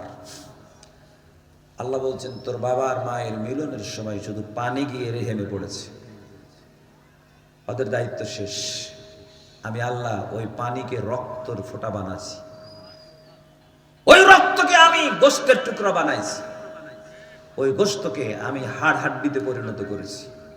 এরপরে ফি আইয়ি সূরাতিন মা শাআ রাক্কাবাক, আল্লাহ রাব্বুল আলামিন বলেন ওই অন্ধকারের ভিতরে আমি আল্লাহ যে সূরত চেয়েছি, যে আকৃতি চেয়েছি, সে আকৃতি দান করেছি। আল্লাহ রাব্বুল আলামিন এবার বললেন আকৃতি দেওয়ার পরে, সূরত দেওয়ার পরে মহান রব বললেন ওয়া নাফাখতু ফীহি মির রূহিনা, আমি রূহ ফুঁকে দিয়েছি, তুমি জীবিত সত্তা। এখন তোমাকে আর বেশি দিন তোমার মায়ের রেহেমে রাখলাম না। আল্লাহ পাক বললেন তোমার নাকের জায়গায় নাক বসায় দিলাম, চোখের জায়গায় চোখ দিলাম, কানের জায়গায় কান দিলাম, তোমার ভেতরে আমি মেকানিজম মেশিনারি সেট করে দিলাম, হাত দিলাম, হাতের মাথায় আঙ্গুল দিলাম, আঙ্গুলের মাথায় নখ দিলাম। আল্লাহ পাক বললেন সব কিছু ঠিকঠাক মতো বসাইয়া দিয়া আল্লাহুল্লাযী ইউখরিজুকুম মিন বুতুনি উম্মাহাতিকুম লা তা'লামুনা শাইআ। আর জোরে বলেন আল্লাহু আকবার। আল্লাহ রাব্বুল আলামিন বলেন বান্দা মায়ের পেট থেকে এমন ভাবে আনলাম যখন তুমি কিছুই জানতে না, তোমার কান ছিল শুনতো না, চোখ ছিল দেখতো না, দিল ছিল বুঝতো না। আল্লাহ রাব্বুল আলামিন বলেন আমি তোমার কানের পাওয়ার আস্তে আস্তে বাড়ায় দিতে লাগলাম, তোমার দৃষ্টিশক্তি আমি বৃদ্ধি করে দিলাম, তোমার উপলব্ধি পথটা বাড়ায়া দিলাম, এখন তুমি পূর্ণতা পেয়েছো। আল্লাহ পাক বললেন বান্দা তুমি খাবে কি? তোমাকে জমিনে পাঠানোর আগেই আমি আল্লাহ রাব্বুল আলামিন 50,000 বছর আগে এই ব্যবস্থাপনা দিয়েছি। 50,000 বছর আগে ঠিকঠাক করেছি। তুমি মেহমান আসছো, তুমি কি খাবা? তোমাকে বাঁচানোর জন্য সূর্য রেডি করে রেখেছি, চন্দ্র আলো দেওয়ার জন্য রেডি করে রেখেছি। আল্লাহ রাব্বুল আলামিন বললেন স্তরে স্তরে 7টা আসমান সাজিয়েছি, জমিন স্তরে স্তরে সাজিয়েছি। আল্লাহ পাক বললেন আমি আসমান থেকে, আমি জমিনটাকে তোমাদের জন্য সাজাইছি। শুধু না, কোন জায়গায় উঁচু, কোন জায়গায় নিচু, কোন জায়গায় পাহাড়, কোন জায়গায় সমতল, কোন জায়গায় নদী, কোন জায়গায় খাল বিল দিয়েছি। আল্লাহ বললেন বিভিন্ন রঙের মাটি দিয়েছি। এই মাটি কখনো শুকায় যায়, আবার আসমান থেকে রহমতের বৃষ্টি দিয়ে মরা জমিনকে জিন্দা বানায় দিই। আর জিন্দা বানানোর পরে রং বেরঙের ফল ফলাদি দিয়ে আমি আল্লাহ রাব্বুল আলামিন তোমাদের রিজিকের ব্যবস্থা করেছি। সুবহানাল্লাহ বলেন। একটু যদি আকলটা থাকে একটু বলেন দেখি ভাইরা আমার, এই সুন্দর ধরনী সাজাইয়ে খাদ্য খাবার রং বেরঙের ফল ফলাদি একদম কোনোটা প্যাকেট করা না। আবার দেখেন, একটু চিন্তা করে দেখেন, আমি ডালিম খাই, মাহফিলে গেলে ডালিম খেতে দেয়, ডালিম, বেদানা, ডালিম এগুলো বেশি খেতে দেয়। কারণ এই যে স্বাস্থ্য দেখছেন না, মোটা হয়ে গেছে। তো মোটা হয় কেন? আমার মাহফিলের বয়স হচ্ছে প্রায় 25 বছর। 25 বছর থেকে মাহফিল করি। এই যখন এই সিজন আসে, অনেক চেষ্টা করি যে খাওয়া কমায় দিব, কিন্তু মাহফিল কমিটি ওনারা আয়োজন করে অনেক। প্রথমে যায় দেয় ফল ফলাদি দিয়ে নাস্তা, তার অল্পক্ষণ পরে আসে আপনার খাবার, গরুর গোশত, খাসির গোশত, এগুলো থাকেই, দেশি মুরগি, কই মাছ, বোয়াল মাছ, রুই মাছ, যত রকমের সাজানো যায় সাজায়। তো এক পাগল, আমি এই নওগাঁয় একটা মাহফিলে গেছি, তো উনি শুধু খাবার রান্না করেছে, ভাত দিয়ে, মাছ মাংস দিয়ে উনি রান্না করেছে 16 রকমের পদ। আল্লাহু আকবার। তো এই 16 রকমের রান্না করছে। তা আমি বললাম, ভাই আমরা তো বক্তা মানুষ, এই আসলাম আপনার এখানে, গাড়ি থামাই দিয়েছি, একটু খেয়ে স্টেজে যাবো, স্টেজ থেকেই আসসালামু আলাইকুম, খাবো কখন? তখন উনি বলছে, হুজুর আপনাকে ভাত খাওয়া লাগবে না, আপনি শুধু তরকারিগুলো একটু করে খান তো। আল্লাহু আকবার। তা আমি বললাম, বলেন দেখি, এই যে মায়া, এই যে ভালোবাসা, এটা কিসের জন্য? কিসের জন্য? কোরআনের জন্য। আল্লাহু আকবার বলেন। আমি চিন্তা করি, আল্লাহ তুমি এত খাওয়াইছো, তারপরে আল্লাহ বলছে জান্নাতের তুলনায় এগুলো কিচ্ছু না। সুবহানাল্লাহ, কিচ্ছু না, এত খায়। দিনী ভাইরা আমার আল্লাহ রাব্বুল আলামিন বললেন, বান্দা মরা জমিন জিন্দা বানায়া তোমাদের জন্য রং বেরঙের ফল ফলাতে দিয়েছি। ও আমি বলছিলাম যে ডালিম খেতে দেয়, ডালিম, আঙ্গুর, বেদানা। তো আঙ্গুর বেদানা যখন খুলে একটু খেয়াল করে দেখেন, ফলগুলো কেমন ভাবে সাজানো থাকে, একটার পর একটা, একটার পর একটা সাজাইছে। আবার সাজানো হয়ে গেলে উপরে আবার টিস্যু পেপার দিয়েছে, কি ঠিক না বেটি? আবার আর একটা লাইন সাজাইছে, আবার টিস্যু পেপার দেওয়া আছে, আবার আর একটা লাইন সাজানো আছে, আবার টিস্যু পেপার দেওয়া আছে। দিয়েছেন কে? সুবহানাল্লাহ বলবেন না? আল্লাহু আকবার। এই জন্য আল্লাহ রাব্বুল আলামিন এই জমিনে আমাদের কি পাঠানোর পরে তিনি বললেন, বান্দারে আল্লাযী জাআলা লাকুমুল আরদা ফিরাশান ওয়াস সামাআ বিনাআ ওয়া আনজালা মিনাস সামাই মাআন ফাআখরাজা বিহি মিনাস সামারাতি রিজকান লাকুম ফালা তাজআলু লিল্লাহি আনদাদান ওয়া আনতুম তা'লামুন। আল্লাহ বলছেন, জমিনকে তোমাদের জন্য গালিচার মতো করে বিছিয়েছি, আর আসমানকে আমি ছাদের মতো করে বিনা খুঁটিতে উপরে উঠায় রাখছি। আবার যখন প্রয়োজন হয় আসমান থেকে বৃষ্টি দিই, বৃষ্টির মাধ্যমে মরা জমিনকে জিন্দা বানায় রং বেরঙের ফল ফলাদা দিই, যেটা তোমাদের রেজেক। মহান আল্লাহ বলছেন, ফালা তাজআলু লিল্লাহি আমদাদা, ও বান্দা আল্লাহর সাথে জেনে বুঝে কখনো তোমরা সমকক্ষ বানায়ো না। সুবহানাল্লাহ বলেন। এই কথাটা আপনি কোনো তাগুতকে বুঝাতে পারবেন, কোনো নাস্তিককে বুঝাতে পারবেন? আমার বাংলার জমিনে এই যে 92% মুসলমানের এই দেশে, আমার দেশে নিজেদেরকে সবাই দাবি করে আমরা মুসলমান, কিন্তু অরিজিনাল মুসলমান না ডুপ্লিকেট মুসলমান এটা বোঝা যায় কখন? যখন বলা হয় যে আমরা বাংলার জমিনে আল্লাহর দ্বীনের বিজয় চাই। এই কথা যখন বলবেন তখন দেখবেন ইমানদার আর ডুপ্লিকেট ইমানদারের মধ্যে পার্থক্য হয়ে যাবে। তখন দেখবেন নাস্তিকের দফাদারেরা, তাগুতের প্রতিনিধিরা, ইবলিসের দোসরেরা, ওরা তখন ঐক্যবদ্ধ হয়ে আপনাকে বলবে মৌলবাদ অথবা জঙ্গি অথবা অন্য কোনো খেতাব দিবে। কতক্ষণ ঠিক না বেটে? সব শিয়ালের এক রাহ, শিয়াল যত আছে সবার ডাক একরকম হয় না, করে বলে আমরা কি মুসলমান না? তুমি মুসলমান কিন্তু নামে মুসলমান, তুমি কামে না। বৃক্ষ তোমার নাম কিসে কিসে? এই যে সামনে ইলেকশন, কিছু মানুষের কথাবার্তা শুনলে এখন বোঝা যাচ্ছে না। কেউ কেউ বলছে আমরা ইসলামী শাসন পছন্দ করি না, বলে না? যে বেটা বলে আমি ইসলামী শাসন পছন্দ করি না, এই বেটা মারা গেলে ওর জানাজা দেওয়া যায় না। কি ঠিক না বেটি? তুমি ইসলামী শাসন পছন্দ করো না, তাহলে কি করো? কার শাসন? তার মানে বুঝতে হবে ও শয়তানের শাসন পছন্দ করে। আবার ইদানিং দেখছি কিছু মৌলবি আবার ফতোয়া দিয়ে বলছে যে যারা ইসলামের পক্ষে ভোট করতে আসছে এরা বিগত ওই ফ্যাসিস্ট, ওদের থেকেও খারাপ। এই কথা কেউ কেউ বলছে, আমাদের মতো দাড়িওয়ালা টুপিওয়ালা, কথা কন ঠিক কিনা? চিনে না বাপের কবর, পাগারে সালাম। পাগার বুঝেন তো আপনারা নাকি? গর্ত দেখে বলে আসসালামু আলাইকুম।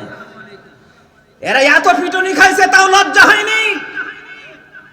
যেই সুযোগ বাংলাদেশে এসেছে আগামী 100 বছরে এই সুযোগ পাবো না। 54 বছর অপেক্ষা করেছো, শাসনের নামে শুধু দুঃশাসন দেখেছো। ইনসাফের কথা বলে শুধু জুলুম তন্ত্রই দেখেছো। কোন শ্রেণীর আলেম ছিল যার উপরে জুলুম করা হয়নি? আরে এমনকি তবলিগ এর লোকগুলা পর্যন্ত মাজলুম ছিল, জুলুমের শিকার হয়েছে। টঙ্গীতে এরাও 2 ভাগে বিভক্ত হয়েছে, ওখানেও মারামারি হয়েছে, ওখানেও রক্তারক্তি হয়েছে, ওখানেও ওদেরকে শহীদ করা হয়েছে। কতক্ষণ ঠিক কিনা? শাপলা চত্বরের ইতিহাস তোমরা এত তাড়াতাড়ি ভুলে গেলে।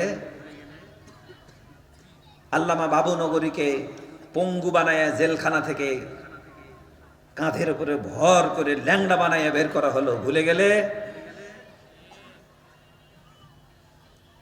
আজকে তোমরা বলো যে ওই ফ্যাসিস্টদের থেকে এরা আরো খারাপ।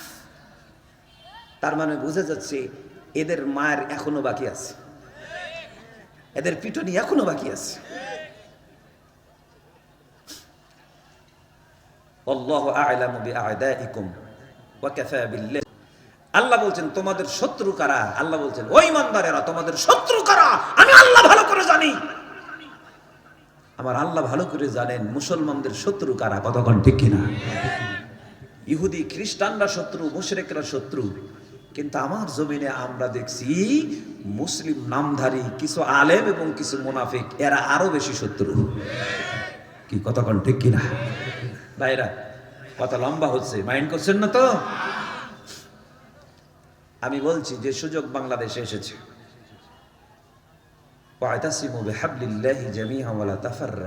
যদি আমরা ঐক্য হতে পারি, সব শ্রেণীর আলেমরা যদি এক হয়ে যায়, সব দলের সব মতের, আরে ওরা তো হবে না, তাগুতেরা তো হবে না। কারণ আমার দেশকে ধ্বংস করেছে বিশ্ববিদ্যালয়ের শিক্ষক নামের বুদ্ধি প্রতিবন্ধীরা, নষ্ট করেছে শিক্ষা ব্যবস্থাকে, ধ্বংস করেছে। কতক্ষণ ঠিক কিনা?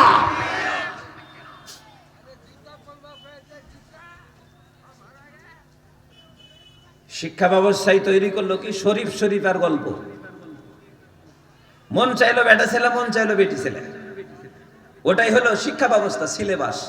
আলহামদুলিল্লাহ, নাউজুবিল্লাহ জোরে বলেন। কালকে বলবেন নাকি? বলেন নাউজুবিল্লাহ। বুদ্ধিজীবী, বুদ্ধি প্রতিবন্ধীরা আমার দেশের শিক্ষা ব্যবস্থা নষ্ট করেছে। আর একটা লোকের নাম মনে পড়ে, কি যেন কবির বলে, মুরগি কবির না কি যেন বলে। জি, ও আপনারা জানেন কি নাম? এটাও নাকি বাংলাদেশের, এটা নাকি বুদ্ধিজীবী। তা আমি বললাম এরা যদি হয় বুদ্ধিজীবী তাহলে বুদ্ধি প্রতিবন্ধী কারা? শাহরিয়ার কবিরেরা দেলোয়ার হোসেন সাইদিকে বলে ধর্ষক। আল্লামা মতিউর রহমান নিজামী, শহীদ মতিউর রহমান নিজামীকে বানায় এরা ধর্ষক। মাইন্ড করেন না, নাম বলছি আমি, কারণ এই 15 বছর নামও তো বলতে পারিনি। আল্লামা সাঈদী সাহেবের কণ্ঠে ওয়াজ করে, কিন্তু সাঈদী সাহেবের নাম বলা যায়নি। তোমরা তোমাদের ভাসুরের, ননদের, দেবরের সব নাম বলো, আর কোরআন 50 বছর ধরে বাংলার জমিনে প্রচার করেছেন যিনি, চেয়েছিলেন কোরআনের সমাজ, কোরআনের শাসন, সেই কোরআনের বুলবুলির নাম বাংলার জমিনে বলা যায়নি। কথা কোন ঠিক কিনা? আজকে আল্লাহ আমাদেরকে সময় দিয়েছেন, কিন্তু দুর্ভাগ্য যে আমাদের এই পরিবর্তনের এই সময় কোরআনের বুলবুলিরা দেখে যেতে পারেন নাই। তাতে আমরা কষ্ট পেয়েছি, অস্থির হইনি। কারণ একটা বিল্ডিং বানাতে হলে কিছু ইটকে তো খোয়া হয়ে নিচে যাওয়াই লাগে। কথা কোন ঠিক কিনা? ইসলাম নামক এই বিল্ডিং এর ইটগুলোর মধ্যে আমরা পেয়েছি সব থেকে উত্তম ভাটার উত্তম ইটগুলোকে আমরা পেয়েছি। ওই 3 নম্বর পচা ইট খোয়া হয় নাই, খোয়া হয়েছে অরিজিনাল 1 নম্বর ইটগুলো। কথা কোন ঠিক কিনা? সেই কাতারে এদেশের যারা সিংহ পুরুষ, সিপাহ সালার, বীর সেনানী, অকুত ভয়, অকুত সৈনিক, তারাই প্রথম নাম লেখাইছেন। কত কোন ঠিক না বেঠিক? আমাদের মতো সড়া পচাগুলোকে আল্লাহ কবুল করেননি। আমি দুটো কথা আমার অন্তরে খুব নাড়া লাগে। যেদিন ইসলামী আন্দোলনের সিপাহ সালার আল্লামা মতিউর রহমান নিজামীকে শহীদ করা হয়, সেদিন আমি ইন্ডিয়াতে ছিলাম। আমার ওয়াইফ অসুস্থ ছিলেন, ওনাকে সাথে নিয়ে আমি বেঙ্গালোরে ছিলাম।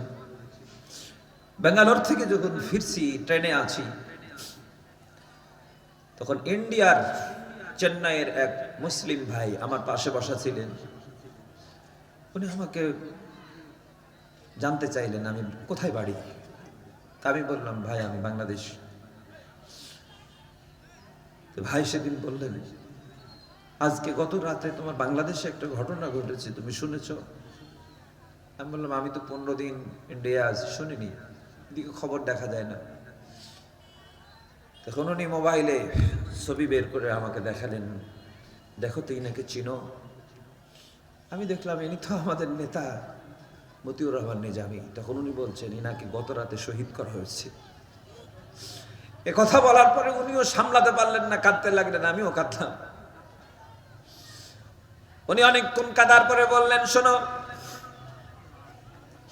ইনাকে শহীদ তোমার দেশের সরকার করে নাই, তোমার দেশের জালেম সরকারের সাথে আমার দেশের জালেম সরকারেরও ইন্ধন আছে। আমার দেশের জালেমরা সহযোগিতা করেছে, এদের এজেন্ডাই ওদের সহযোগীরা বাস্তবায়ন করেছে। আমার ভাইয়েরা, কি দুরভিসন্ধি, কি চক্রান্ত, কত দুর্নীতিবাজ ঘুরে বেড়ায়, ফুলের মালা গলায় পরে, আর 2 জন মন্ত্রী বাংলাদেশের মানুষ পাইল। সার্চ লাইট দিয়ে সার্চ করা হলো, 1 টাকার 1 পয়সার দুর্নীতি পাইল না। তারপরেও বাংলাদেশের মানুষ এই দলকে, এই লোকগুলোকে বরণ করলো না। কি হতভাগা জাতি গো, যারা দুর্নীতি করে, লুটপাট করে, ভোটের টাইমে এসে শুধু স্লোগান দিয়ে বলে আমার ভাইয়ের চরিত্র ফুলের মতো পবিত্র। আমরা বাকি কাজগুলো আগামীতে করতে চাই, যে কাজগুলো 54 বছরও করনি। এই জাতি আবার ভুলে গিয়ে ওদেরকে আবার সমর্থন দেয়। এই জন্য আমার আল্লাহ কোরআনে কারীমের মধ্যে বলছেন, মাইয়াশফা শাফাআতান হাসানাতান ইয়াকুল্লাহু নসীবুম মিনহা।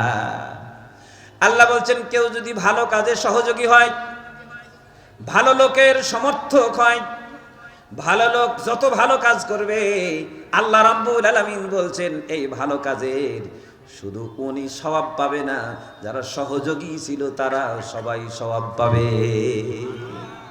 ومن يشفع شفاعة سيئة يكن له كفل منها। কেউ যদি খারাপ লোককে সমর্থন দেয়, আর ওই খারাপ লোক যত দুর্নীতি করবে, অবিচার করবে, ও একা পাপের অংশ নেবে না, যারা সমর্থন দিয়েছে তারাও পাপের অংশ পাবে।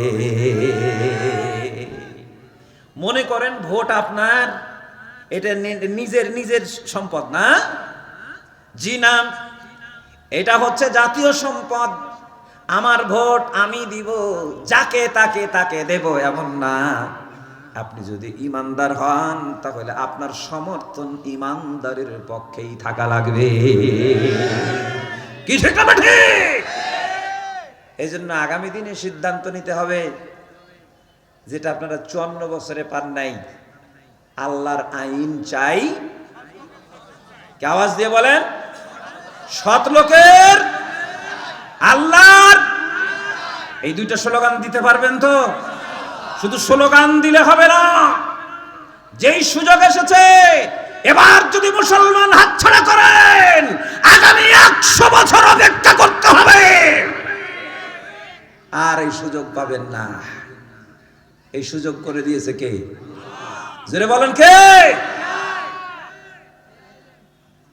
আপনি যদি জালেমের পক্ষ নেন, আল্লাহ বলছেন দুনিয়াতে তো আমি দেখবো, মরার টাইমে আমি তোমার পাশে থাকবো। আল্লাহ বলছেন যদি তোমার উষ্টি গোষ্ঠী যারা তোমার দলের পক্ষে মিছিল করেছে, মিটিং করেছে, স্লোগান দিয়েছে, গলা ফাটাইছে, এদের যদি কারো বাবার ক্ষমতা থাকে, ফালাউলা ইন কুনতুম গায়রা মাদিনিন তারজিউনাহা ইন কুনতুম সাদিকিন, তাহলে আমার সিদ্ধান্ত থেকে ফিরিয়ে আনতে বলো। আমি মৃত্যু দিচ্ছি, ওদেরকে ফিরাতে বলো। কারো বাবার ক্ষমতা আছে, ফিরাতে পারবে? জোরে বলেন পারবে? প্রধানমন্ত্রী পারবে? প্রেসিডেন্ট পারবে? এমপি মন্ত্রী পারবে? তুমি পদ নিয়ে বসে থাকো। অনেক মন্ত্রী, এমপি, চেয়ারম্যান, মেম্বারকে দেখছি ওই বিছনার ভিতরে পড়ে মরা আছে, বউ পর্যন্ত খবর রাখে না। কতক্ষণ ঠিক কিনা? আল্লাহ রাব্বুল আলামিন বলেন দুই প্রকারের সিদ্ধান্ত হবে। মহান আল্লাহ রাব্বুল আলামিন বললেন فَأَمَّا إِنْ كَانَ مِنَ الْمُقَرَّبِينَ فَرَوْحٌ وَرَيْحَانٌ,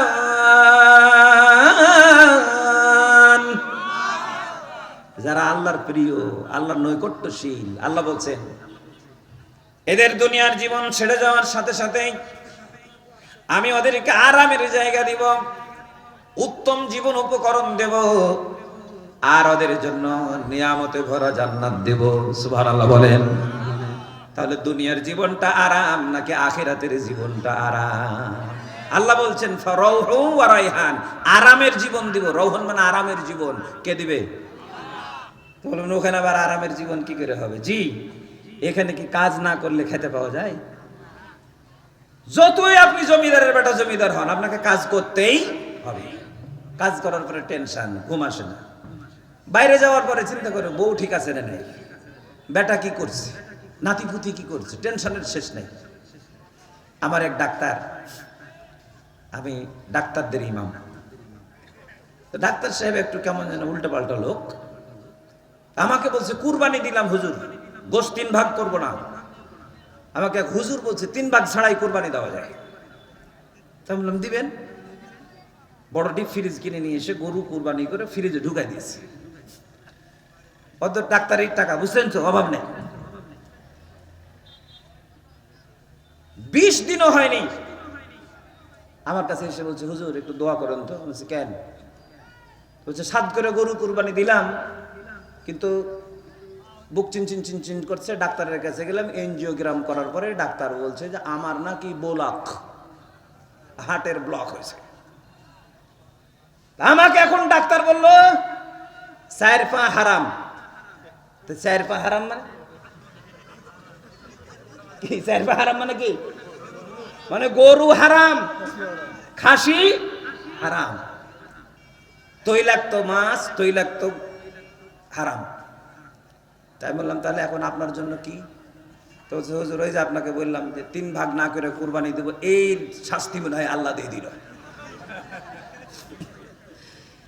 তাই আমি বললাম ডাক্তার সাহেব শুধু ওইটা না, আপনার জন্মের 50,000 বছর আগে জমিনে কি খাবেন লিখে দিয়েছেন কে? একটা চাউলের দানা কি বেশি খাওয়া যাবে? একটা কম খাওয়া যাবে? আরে মিয়া, বরাদ্দ যা আছে তাই খাবেন, একটা চাউলের দানা রেখেও জমিন থেকে বিদায় হবে না, ঠিক কি না? তো ডাক্তার সাহেব, ওই কুরবানির গোশতে গরিবের অংশ আছে, পাড়া প্রতিবেশীর অংশ আছে, আত্মীয় স্বজনের অংশ আছে, আপনারও কিছু আছে, না দিয়ে পুরা ডিপ ফ্রিজে ঢুকাই দিলেন। বললে হুজুর জনমের শিক্ষা হইল। আমি এখন শিক্ষা দিয়ে আর করবেন কি?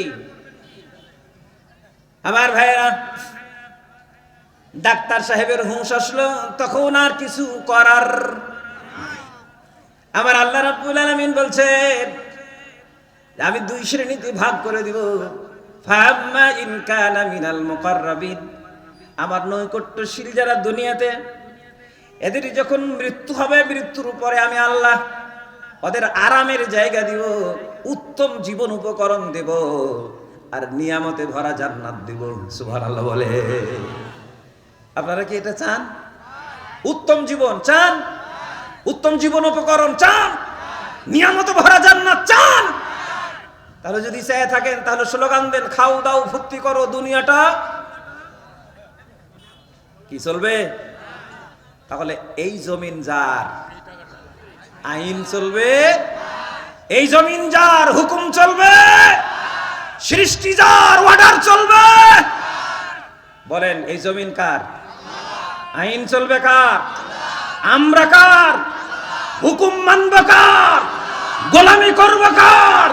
অর্ডার মানব কার? দাসত্ব করব কার? আপনি যদি ওখানে ভালো থাকতে চান তাহলে এখান থেকে সিদ্ধান্ত নেন।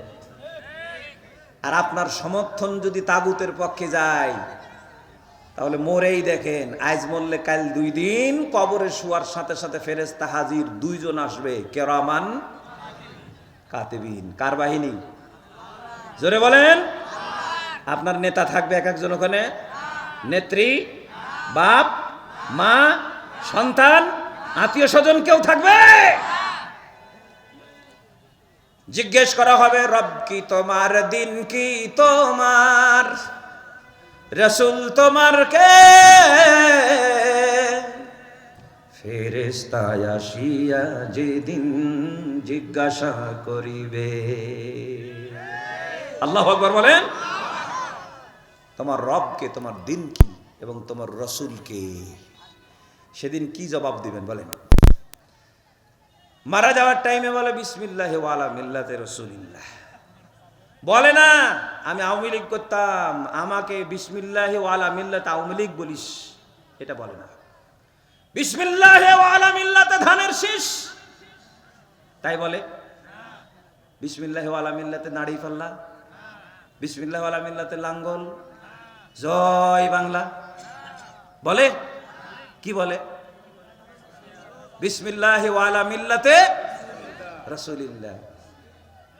ওই পাবলিক মূল্যও তাই, তাবলিক মূল্যও তাই, মুনাফিক মূল্যও তাই, ইমানদার মূল্যও তাই, স্লোগান একটাই। কিন্তু আল্লাহ বলছেন তোমরা যে কাতারে রেখে আসো, বিচার তোমরা করতে পারলে না, বিচার কিন্তু আমি করব। কিভাবে? আল্লাহ বলছেন উলঙ্গ বানায়া সামনে আনবো, পরনে কাপড় থাকবে না, ধুতিও থাকবে না, ল্যাংটা বানায় আনবো। আর লা ইয়াতাকাল্লামুনা ইল্লা মান আযিনা লাহুর রহমান, রহমানের সামনে দাঁড়াবা, কোনো কথা বলার সাহস তোমার থাকবে না যতক্ষণ রহমান অনুমতি না দিবে। কথা কোন ঠিক না বেটি? জমিনে একটু ছাড় দেওয়া আছে তো মনে হচ্ছে না জানি আল্লাহর সাথে পাল্লা দেবে ফেরাউনের বাহিনী। কতক্ষণ ঠিক কিনা? আল্লাহর সাথে পাল্লা দেবে। ফেরাউনের ওয়াজ শুনেছি, ফেরাউনকে দেখিনি, কিন্তু ফেরাউনের উত্তরসূরি দেখেছি। কি কতক্ষণ? ইমানদারদের হাত কেটেছে, পা কেটেছে, শহীদ করেছে, ফাঁসি দিয়েছে ফেরাউন। কিন্তু আল্লাহ বলছেন তোর পাওয়ার তুই দেখালি, আমার পাওয়ার আমি দেখাবো। আল্লাহর পাওয়ার দেখাইছি কিনা কোন? আল্লাহ বলল ঠিক আছে, তোর বিছন সহ উপড়াই দিব। মুসা নবীকে বললেন তুমিও একটু হিকমত করো, আমিও কৌশল করছি। সুবহানাল্লাহ কম। বলে যাও সামনে যাও। ইমানদারেরা দৌড় মারে, ইমানদার তো জানে না সামনে কি, সামনে লোহিত সাগর। শুধু চিল্লায় বলল ইন্না লামুদরাকুন, আমরা ধরা পড়লাম। পয়গম্বর বলল কাল্লা, আরে না, ইন্না মাইয়া রাব্বি সায়াহদিন,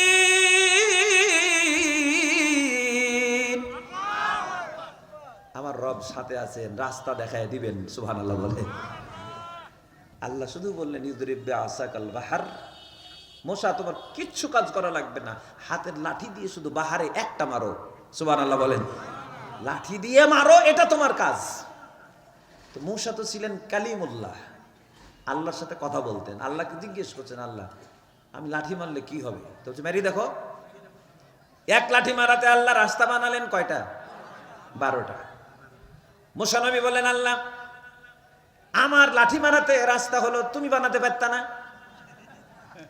আমার আল্লাহ রব্বুল আলামিন বললেন, মুসা জমিনে তোমাকে হুদ্দায় পাঠাই নাই, জমিনে তোমাকে লাঠি মারার দায়িত্বটা আমি আল্লাহ দিয়েছি। মানে তোমাকে কিছু কাজ করা লাগবে, পারি তো আমি, বানালাম তো আমি, কিন্তু তোমাকে লাঠি মারার দায়িত্বটা পালন করা লাগবে।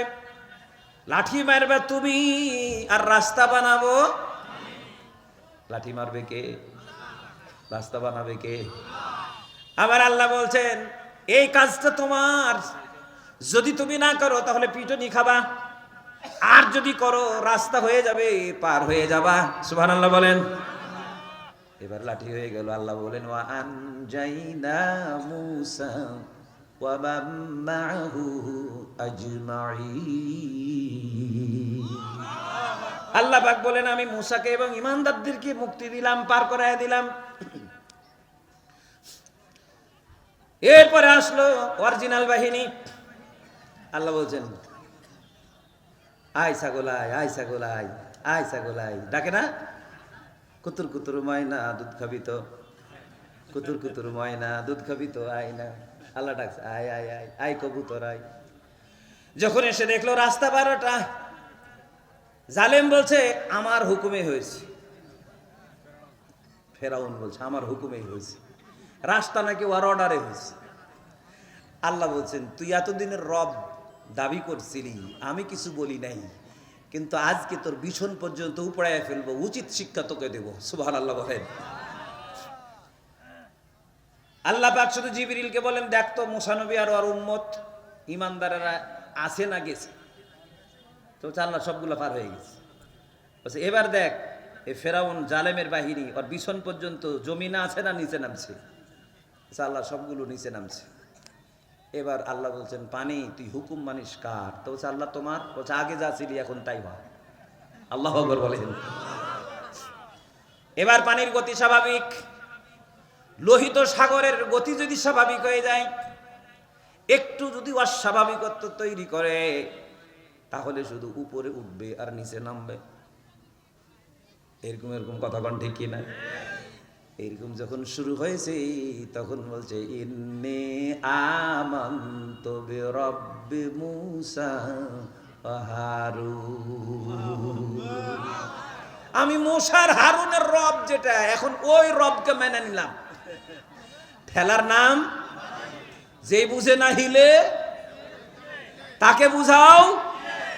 বাংলার জমিনে কিছু লোক আছে ওয়াজে বুঝে না, ও হিলে বুঝে না, ওকে কিলে বুঝানো লাগবে। কথা কোন ঠিক না বেটি? এই কিল দেওয়ার জন্য মুসলমান রেডি আছেন তো?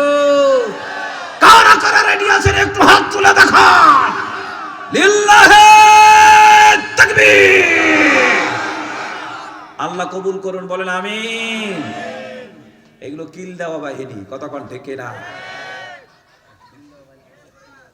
সম্মানিত ভাইরা আমার আল্লাহ বলছেন আল আন, এখন অকদ আছেই তো কবলু, কিছুক্ষণ আগে যে খুব শরীরের শক্তি দেখালা, আমি কয়েকটা বছর লম্বা হায়াত দিয়েছি, তো মনে করেছে যে জমিন মনে হয় আমার বাপের নামেই লেখা আছে।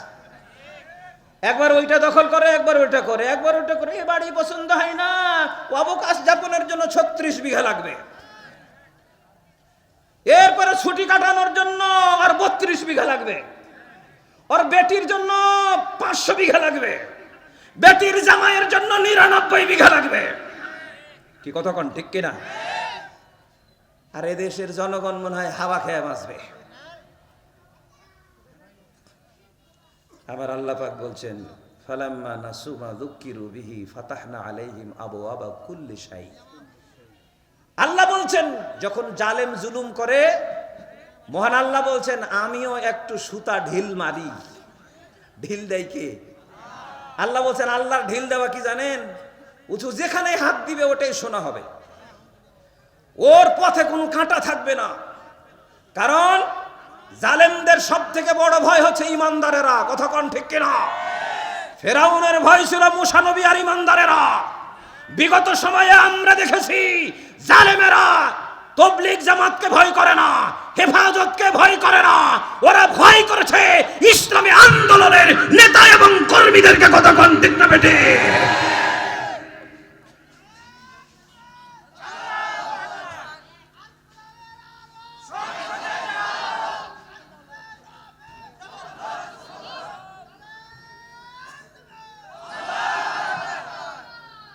কি বলেন? আমার কথার সাথে কি একমত? আমি এক রাজশাহীর একটা প্রোগ্রামে মাহফিলে গেছি। মাহফিলের সভাপতি হয়েছে আওয়ামী লীগের উপজেলার সভাপতি, চেয়ারম্যান। আমাকে বলছে হুজুর ওয়াজ করবেন দেলোয়ার হোসেন সাইদির মতো করে। তাই বললাম হঠাৎ দেলোয়ার হোসেন সাইদির এত প্রীতি কেন? আপনিও দেলোয়ার হোসেন সাইদিকে ভালোবাসেন? বলছে না আমি লোকটাকে ওরকম ভালোবাসি না, কিন্তু উনি কোরআন দিয়ে কথা বলতেন, এটা ভালো লাগতো। আল্লাহু আকবার বলেন। আমি বললাম আপনি তো অরিজিনাল আওয়ামী লীগ হতে পারেননি। কারণ তখন উনি বলছেন শোনেন আপনিও বুঝেন আমিও বুঝি, এগুলো হলো সব রাজনৈতিক ব্যাপার। উনি যদি দলে টলে যোগ না দিতেন তাহলে ওনার এই অবস্থা হতো না। আস্তে করে আমার কানে কানে বলছে। আমি বললাম আপনার এই গোপন কথা আমি কি জনগণের সামনে বলে দিব?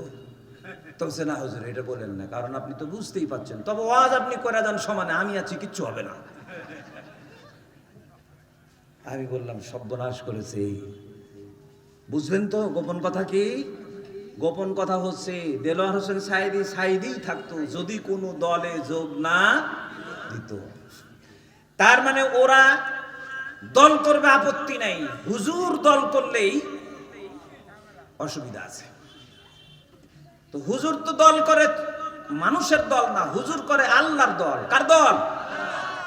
আল্লামা সাইদি সাহেব যতদিন জিন্দা ছিলেন উনি কি মানব রচিত আইনের কথা বলতেন নাকি আল্লাহর আইনের? উনি সারা জীবন আল্লাহর আইনের কথা বললেন, আল্লাহর আইন কায়েমের কথা বললেন, অথচ ওটাকে ওরা রাজনীতি বললেন। ওরা বলে ইসলাম আলাদা রাজনীতি আলাদা। তাহলে ইসলাম কি জিনিস? বলছে নামাজ রোজা হজ যাকাত তাসবিহ তাহলিল কালেমা জিকির আজকার দান সাদকা এগুলো ইসলাম। আর আপনি সমাজ সংস্কার করতে যাবেন, চোরের হাত কাটবেন, জুতার মালা পরাবেন, সুদ উৎখাত করবেন, ব্যাংক চালাবেন কি করে, ঘুষ বন্ধ করবেন, অফিস চালাবেন কি করে, আপনি প্রস কোয়ার্টার বন্ধ করে দিবেন, আপনি ওই বেশ্যাবৃত্তি বন্ধ করে দিবেন, বিদেশিরা চলবে কি করে? এরই সর্বনাশ। আমি বললাম অতি ভক্তি কিসের লক্ষণ? তাই বললাম বেশ্যাবৃত্তি করার জন্য প্রস কোয়ার্টার রাখবে, তোমার বউ নাই, একটা না হলে আরেকটা করো, আরেকটা না হলে আরেকটা করো। চারটা ইসলাম বৈধতা দিয়েছে, তবে হক আদায় করার কথা বলেছে। কতক্ষণ ঠিক কিনা? বলে হুজুর ইদানিং মুলবিরা এই কাজ করছে। আমরা বললাম মুলবিরা যদি করে বিয়ে করে করছে, আর তুমি বউ রাখছো একটা, গার্লফ্রেন্ড 20টা, হারাম। কতক্ষণ ঠিক কিনা? ওইটাকে তুমি জায়েজ বানালা, আর ওই সমাজ তুমি বাংলার জমিনে কায়েম করতে চাচ্ছ। আল্লামা সাইদি সাহেব এইটা চাইনি, সাইদি চেয়েছিলেন চোরের হাত কাটার বিধান। সাইদি সাহেব চেয়েছিলেন জেনার শাস্তি হবে প্রকাশ্যে 100 বেত্রাঘাত। সাইদি সাহেব চেয়েছিলেন মদখোরের শাস্তি হবে 80 বেত্রাঘাত। কতক্ষণ ঠিক না বেটি? আর তোমরা 20 কোটি টাকা খরচ করে এমপি হও, এমপি হওয়ার পরে জনগণের অর্থ লুটপাট করো, ট্যাক্সবিহীন গাড়িতে চড়ো, এমপি হওয়ার পরেও তোমার অর্থ কামাইয়ের নেশা কমে না। স্কুলের সভাপতি, কলেজের সভাপতি, মাদ্রাসার সভাপতি। আর সভাপতির পদই শেষ নেই, যেখানে ফিতে কাটতে যায় ওখানে পার্সেন্টেজ নেই। কথা কোন ঠিক কিনা? এরপরেও নীতি নৈতিকতা বিসর্জন দিয়ে ওই এমপি মাদক কারবারির সাথে জড়ায়। বাংলাদেশে এমন এমপি দেখেছি মাদকের গডফাদার ছিল। কথা কোন ঠিক কিনা? আপনারা দেখেছেন না? যারা মাদক উৎপাদন করে, মাদকের ব্যবসা করে। আমরা দেখেছি পবিত্র সংসদের নামে সংসদটাকে গায়িকাদেরকে দিয়ে, নর্তকীদেরকে দিয়ে সংসদের পবিত্রতা নষ্ট করা হয়েছে। আলেম ওলামার গাড়িতে ফ্ল্যাগ উঠলে নাকি এরা দেশ বিরোধী, রাষ্ট্র বিরোধী, এরা মৌলবাদ। আর নর্তকীদেরকে দিয়ে যখন ফ্ল্যাগওয়ালা গাড়িতে উঠায় তখন নাকি এটা হয় প্রগতিশীল, এরাই নাকি বাংলাদেশের পক্ষের সৈনিক, এটাই নাকি মুক্তিযুদ্ধের চেতনা। নাউজুবিল্লাহ বলেন। 92% মুসলমানের এই দেশে এই সমস্ত এই দুর্নীতি, অবিচার, এই লুটতরাজ, এই সমস্ত নীতিমালা বাংলাদেশের মানুষ মেনে নেবে নেইনি। এই জন্য আল্লাহ বলছেন ফাতাহনা আলাইহিম আবওয়াবা কুল্লি শাই, কিছু সময়ের জন্য আমি দরজা খুলেছিলাম। হাত্তা ইযা ফারিহু, যখন আনন্দে আত্মহারা হয়ে গেল, আখাদনাহুম বাগতাতান, হঠাৎ করে আমি ধরলাম। ফাইদা হুম মুবলিসুন, যখন ধরলাম তখন তোমার রান্না ভাত খাওয়ার টাইম পাওনি। কি কথা কোন ঠিক কিনা? বলেছেন কে? জোরে বলেন কে? আমার আল্লাহ রান্না ভাত খাওয়ার টাইম দেয় নাই। কোন ব্যাংকে কত টাকা আছে এটা নেওয়ারও সুযোগ করতে পারে নাই। এখন চোখের পানি নাকের পানি এক জায়গায় হয়ে ব্রিফকেস গোছাবে না শাড়ি নিবে না কি নিবে ঠিকই করতে পারছে না। একবার বলছে আমি মরে গেলে আত্মহত্যা করবো, এখানেই করবো, যাব না। আল্লাহ বলছেন যাবি না, তাই না ফেলে দিব, কারণ এই রাজ্য তোর বাপের নামে লেখা নাই, রাজ্যের মালিকানা আমার হাতেই আছে। কতক্ষণ ঠিক না বেঠি? এই জন্য আল্লাহ রাব্বুল আলামিন বললেন ওয়া আম্মা ইন কানা মিনাল মুকাদ্দিবিন আদ-দাল্লিন।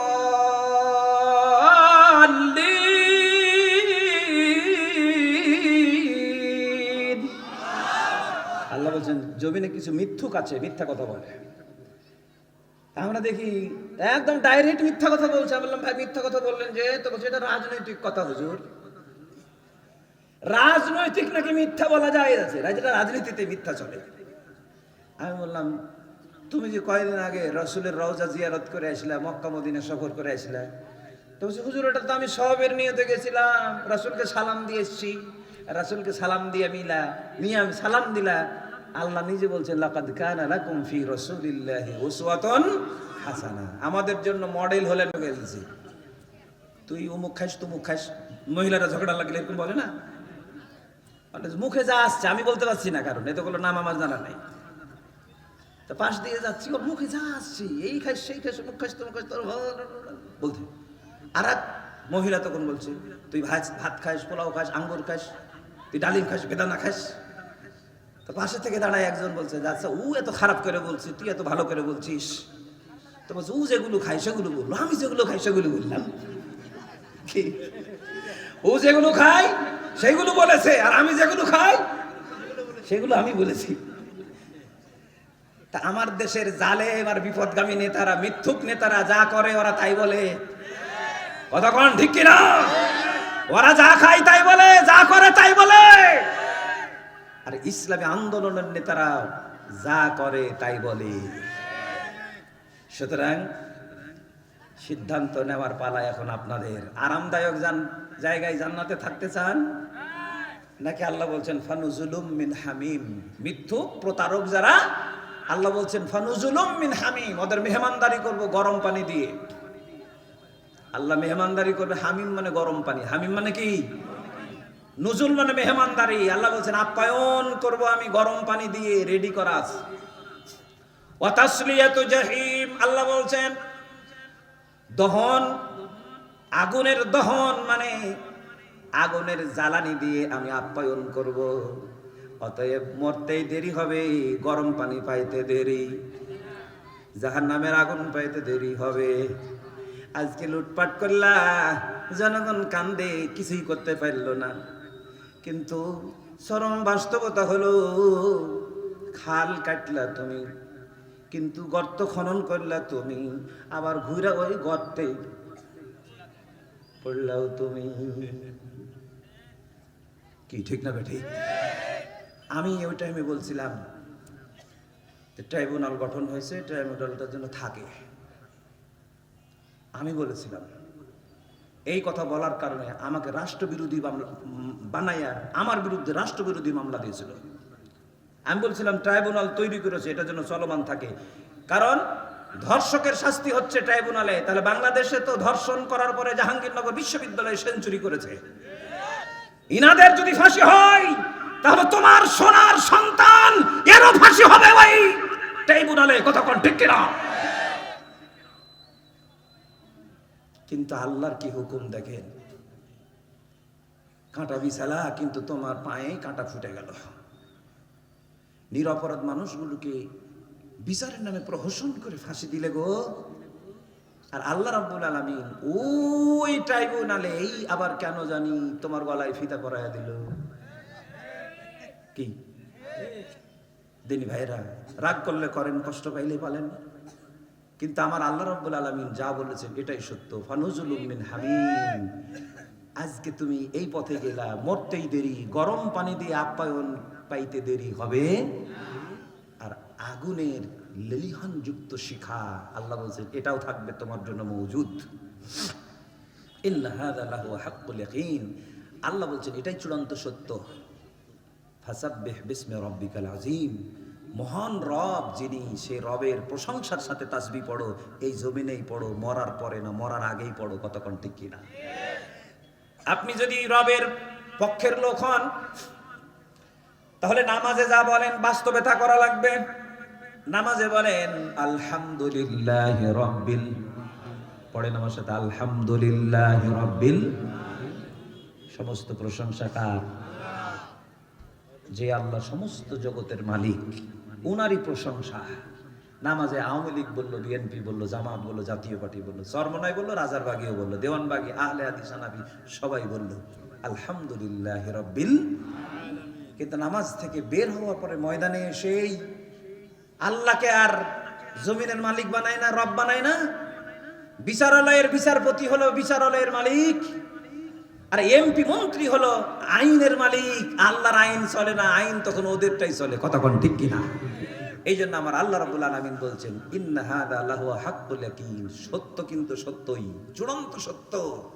সুতরাং মেহমানদারি তুমি আরামের জায়গায় উত্তম রিজিক জান্নাতের নিয়ামত নিয়ে পাবে নাকি গরম পানি দিয়ে নেবে, সিদ্ধান্ত জমিন থেকেই নাও।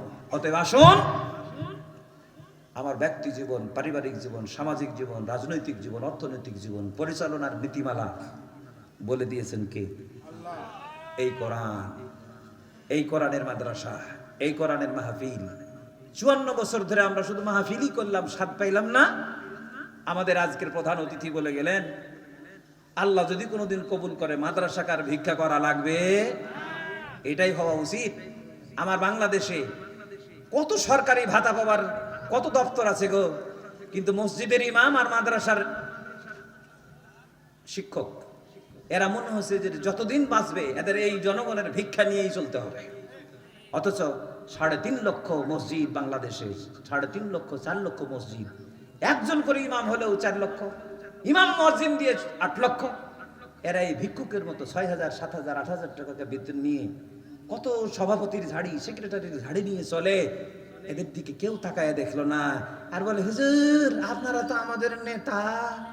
সালাম দিয়ে হুজুর আপনারা নেতা, কিন্তু নেতা হাওয়া খেয়ে বাঁচছে এটা খেয়াল করে না। বেইনসাফির এই জুলুমের শাসনতন্ত্র চলমান থাকলে পাবে না। এই জন্য আগামী দিনে মসজিদের ইমাম, মাদ্রাসা এগুলোর উন্নয়ন চাইলে আল্লাহর দ্বীনের বিজয় ছাড়া বিকল্প কোনো পথ নাই। এই জন্য আল্লাহর আইন এবং সত্যকে শাসন লাগবে। পারবেন ইনশাআল্লাহ। মালাকুল মউত আসবে, কণ্ঠনালী ধরবে, এটা যেমন সত্য, আমি আমার আমল নিয়ে হাজির হব এটাও সত্য। আমি বক্তব্য শেষ করব, তার আগে রাসূল বললেন আকসিরু যিকরা হাজিমিল লাজ্জাত। দুনিয়ার স্বাদ নষ্ট করে দেয় ওই জিনিসটাকে বেশি বেশি স্মরণ করো। আয়াল মাউত, মৃত্যুকে স্মরণ করো। নবীজি বললেন শোনো, তুমি ইসলাম পছন্দ করো আর না করো, লা ইয়াবকা আলা জহরি বাইতি মাদারিন ওয়ালা ওয়াবারিন। জমিনের উপরে এমন কোনো মাটির ঘর ঝুপড়ি ঘর থাকবে না যেখানে আল্লাহর কালেমা ইসলাম পৌঁছবে না। সুবহানাল্লাহ বলেন।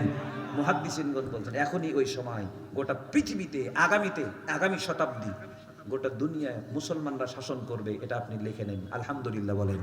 আর এই শাসনের সূচনা হবে পৃথিবীতে একটা মডেল কান্ট্রি হবে, যেটা আমরা দেখছি, সেটাই হবে বাংলাদেশ। পূর্ব গগনের সূর্য উদিত হওয়া যেমন সত্য, এই বাংলার জমিনে আল্লাহর দিন বিজয়ী হবে তার থেকেও সত্য। আপনি চাইলেও হবে, না চাইলেও হবে। দিবেন কে? বললে আমরা চাইলাম কি? বলছে চাইলাম পদত্যাগ। কি কথা কোন ঠিক কিনা? কিন্তু আল্লাহ করে দিল দেশ ত্যাগ। আপনি যা চাইছেন তার থেকে বেশি দিয়েছেন কে? আল্লাহ।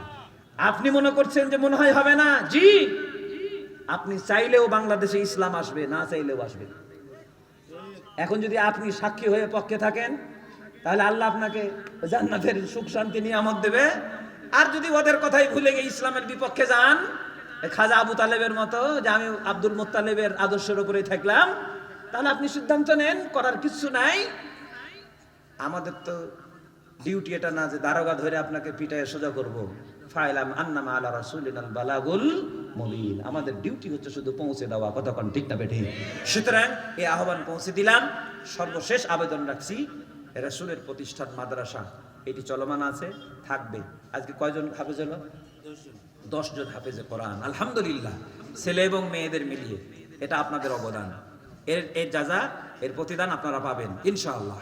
তা আগামী দিনে এই মাদ্রাসার উন্নতির জন্য, আজকের মাহফিলের বিশাল খরচের জন্য মাহফিল কর্তৃপক্ষ, কমিটি, ওনারা আবেদন করেছেন, আপনারা সাড়া দিয়েছেন। শেষাবধি আমি দোয়া করে যাব, মুসাফির মানুষ, আমার আগামীকালকে চিটাগাং মাহফিল আছে, এজন্য আমাকে এখান থেকে চলে যেতে হবে যত দ্রুত সম্ভব। আমি আপনাদের কাছে নেক দোয়া চাচ্ছি, আমার জন্য দোয়া করবেন। প্রতিদিনের এই যে প্রোগ্রাম, এই প্রান্ত থেকে প্রান্ত, ক্লান্ত হয়ে যাচ্ছি, শরীরও ভারী হয়ে যাচ্ছে। আপনাদের কাছে দোয়া চাই, আমি দোয়া করবো ইনশাআল্লাহ। ডাক্তার আব্দুল সালাম, ডাক্তার আব্দুল সালাম 5000 টাকা, জোরে বলেন মারহাবা।